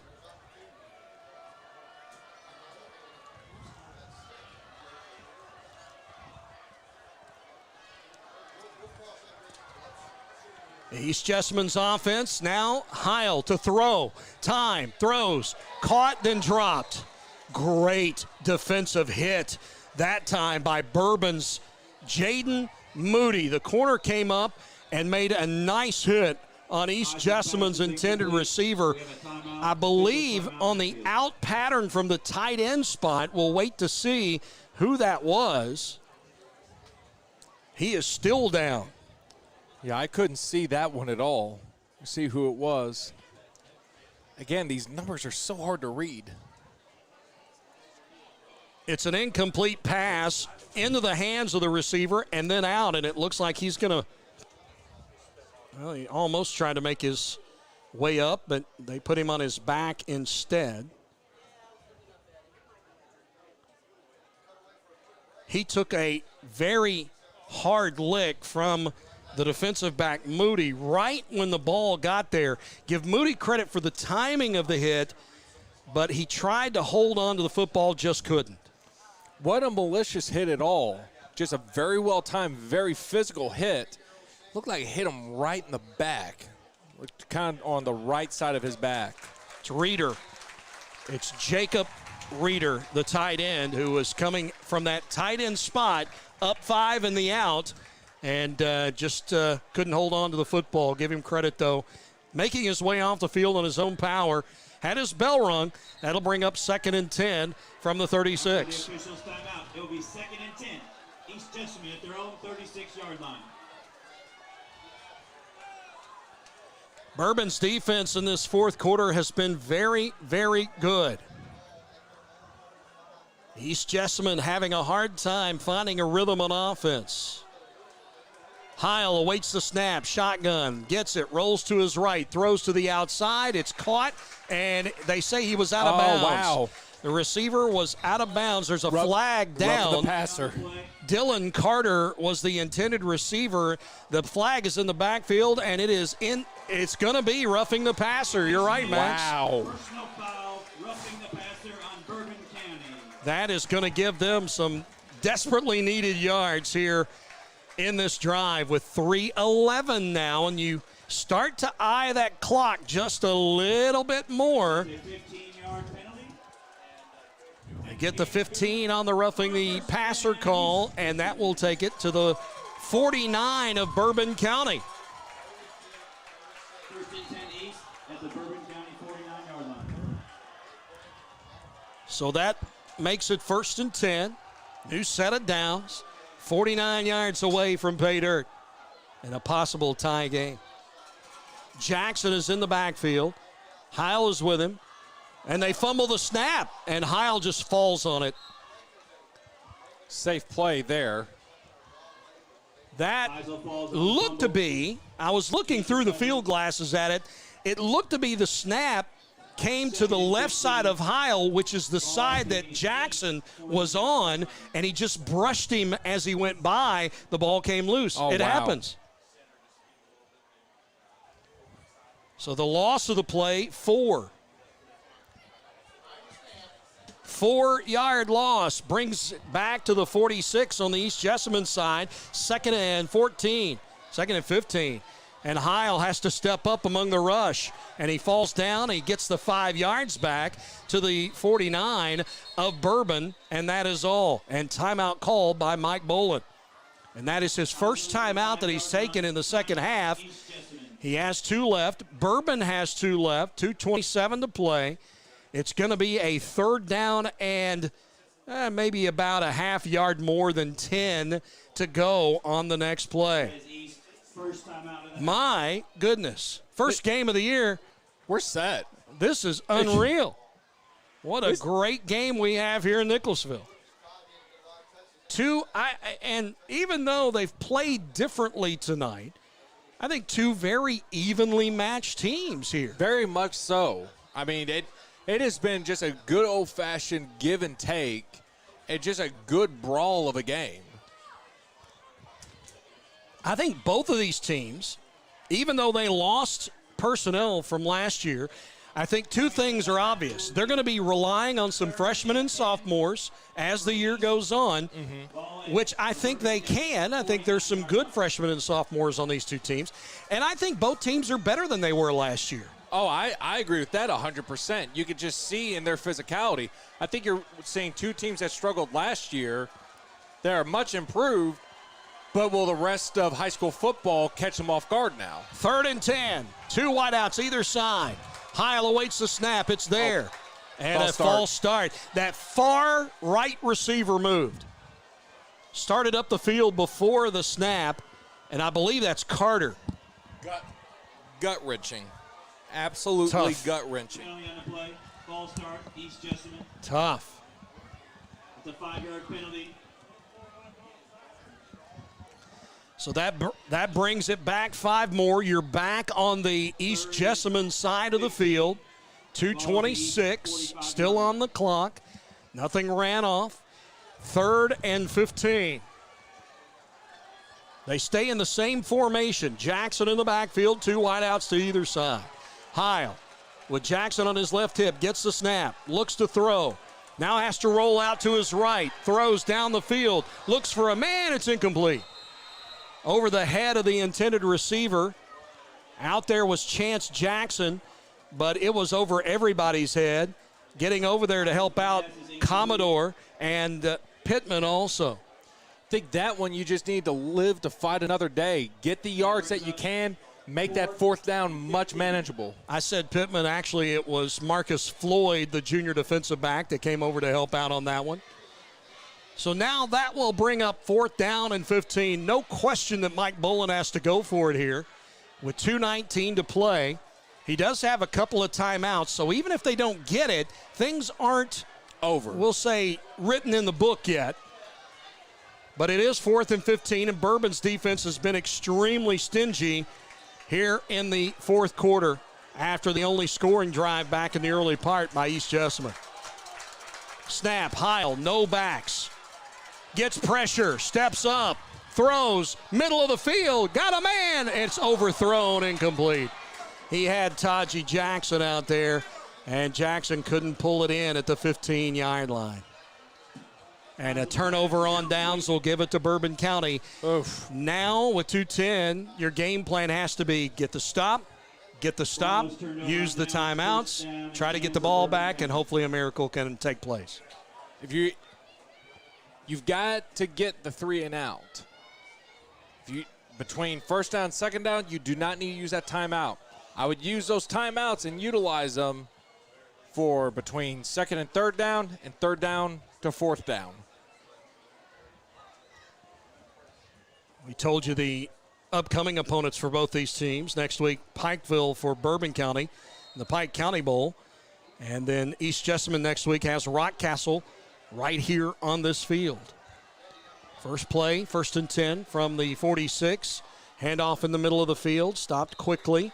It's Reeder stopping Smoot. Reeder makes the stop on Smoot. He got a little bit of help from Mullins.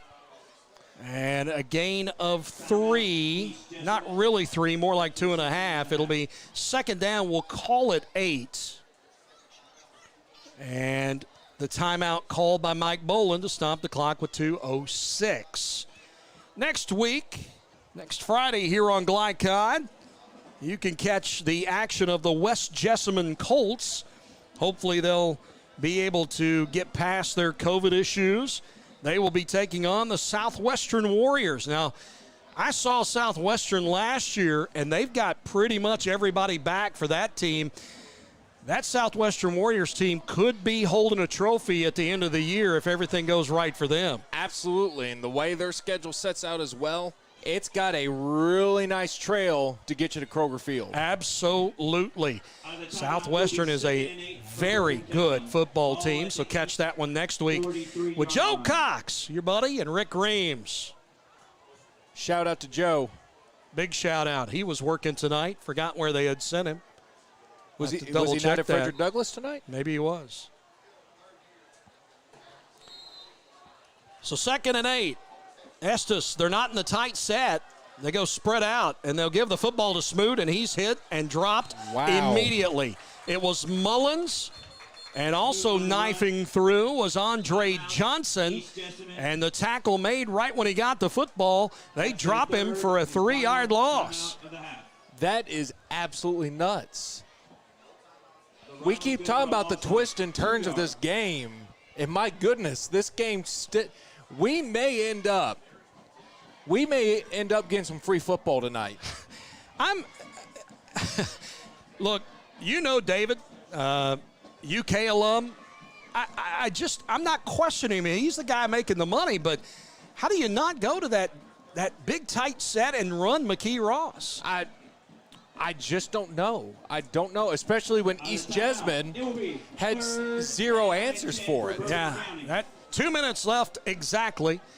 3rd and I don't want to call it 11. It's more like 10. I mean, it's a length of the football away from 10 yards.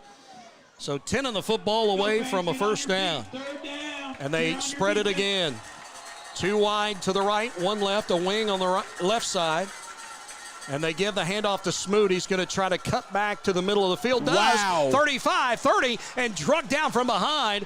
And a flag coming in. He's going to get a horse collar tackle.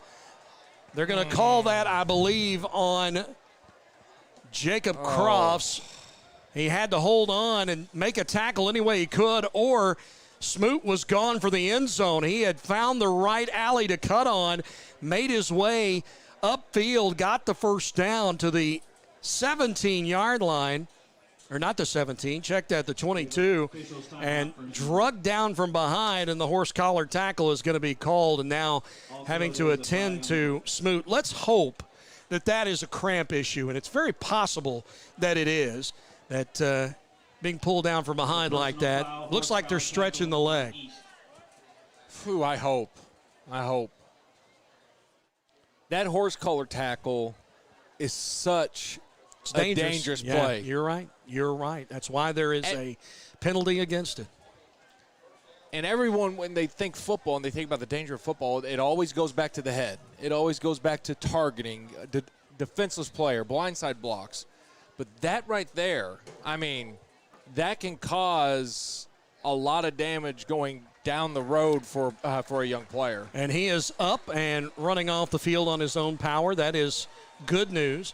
The bad news for East Jessamine fans is a 1st down was gained. You're out of timeouts. And now the defense just has to stop and hope that there is time left on the clock. Wouldn't be much left if they're able to make 3 stomps in a row. And now at the 12-yard line, this may be where we see Coach Jones go to that full house backfield. I believe so. And you look at the backs that are coming to the backfield right now. Nope, he's going to spread it out. Oh, wow. Spread it out. 2 left, 1 right. Wing back on the left side. They'll give it to McKee Ross, though, and the big bowling ball will get down close to the 11. Can't stop the clock. East Jessamine cannot stop the clock, but now there's a flag down, and it's going to be called on East Jessamine, I believe. It's going to be 1,000 miles away from the play. They're going to get one of the defensive backs, Kemonte Braxton, a freshman. Golly. You talk about a gun punch. Personal foul on East Jessamine. Gosh. I hate it for that kid as Mike Boland went over and tried to turn it into a coaching moment, but tough to do so with 1.5 minutes now and the clock running. 1st and goal from the 6-yard line, half the distance to the goal on the personal foul call, and that pretty much started the hammer on the nails. Estes is going to wait until the last possible moment to snap the ball. 1st and 4 after that unsportsmanlike personal foul call. And now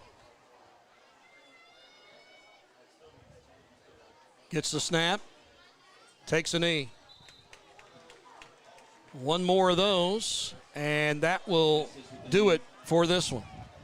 So Bourbon will go to 1-0 on the year with a tough road trip next week, headed to Pikeville to take on a Pikeville team that's always a tough game, but in the Pike County Bowl is even tougher.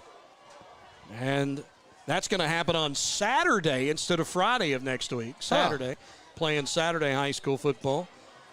And then Rockcastle County on the board next for East Jessamine, and that's never an easy get.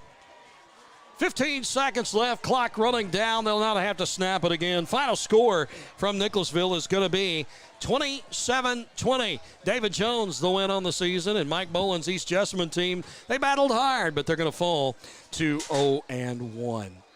We're going to take a short timeout and then come back, run down a couple of statistics. We won't take much of your time.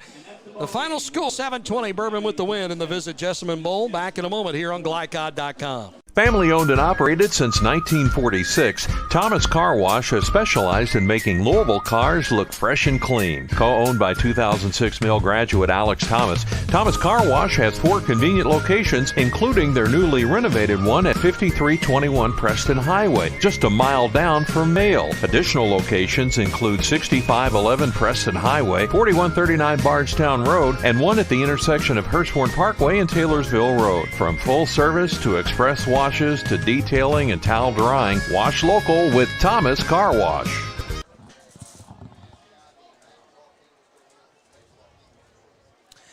All right, back here in Nicholasville, we'll try to get into the camera shot fairly quickly and start our post-game comments. We're just going to run down a few stats and scoring plays, that type of thing for you here tonight on GlyCod.com and talk about the win. 27-20. It was a win for Bourbon County over East Jessamine in this bowl game here tonight in the Visit Jessamine Bowl. I'm Jim Tyree along with Max Godby.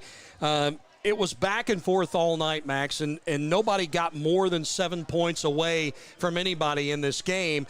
And it was David Jones, I thought, taking advantage of turnovers. That was the big difference in this game. I mean, there was 14 points or 13 points off of 2 turnovers. And that's what makes the game of football so exciting. But those are huge game changers, right? And especially one of them coming off of special teams as well. You've got to give it to Coach Jones as well for Bourbon County. Of when the going got tough and those drives were going, they switched to something that each Jessamine was just not used to. Right. And it was that heavy set offensive set. And just ran it down their throat, and they just did not have an answer for it. Heil tonight had 170 passing yards, 2 touchdowns, one a 52-yarder, one a 20-yarder. I thought Heil played as well as he could tonight. But that defense you mentioned, the transition made in the second half, a huge difference, and he just could not seem to find the rhythm that he had in the first half. 2 touchdown runs tonight for Demarius McKee-Ross. They call him Day-Day. The big man had a 1-yard touchdown run and a 2-yard touchdown run to put it away. about halfway through the fourth quarter. Taji Jackson did have a touchdown run for East Jessamine. Josh Moody had a touchdown run for Bourbon. The first score of the game, though, Estes, the quarterback, Clay Estes, was able to hit Day Ross on that 12-yard touchdown pass. So Ross tonight, a touchdown catching, a touchdown rushing. He's off to a really good start here in 2021. Oh, my goodness, he is. And the way Day just took control of this game is just unbelievable. And his ability to just be a grown man. I mean, I heard that he did his taxes early. I heard he did the landscaping and did all the mulch before heading down from Bourbon County over to here. His physicality that he had and the way that he ran like a veteran back, forward, on your toes, and being disciplined to letting play set up. A few of those times we saw when Bourbon County's offensive line was setting up, especially with an offensive line that was beat up a little bit already in preseason, but being patient, allowing holes to open up, and then just driving through and just punishing East Jessamine. Right. All right, that'll do pretty much. I do want to mention one other statistic. 25 penalties between the two teams here tonight. That's something that they'll have to address. Both coaches will before they go further into the season. You're not going to be able to play the teams these two teams have on their schedule with 23 penalties, 24, 25 in a game. It's just not going to be able to happen. Thanks, Max Gabi. Appreciate it so much. Thanks to our guys behind the scenes here tonight on graphics, Tiniana Thierry. I hope I said that right. Hey, I was close, right? Good. And Hugo Manares. Hey, I got close. 2 for 2. Thanks, guys. Appreciate it.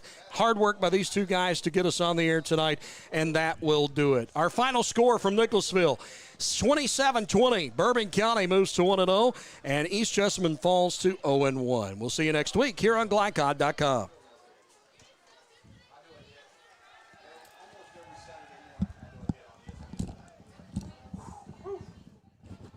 Great job, guys. Yeah, very good job.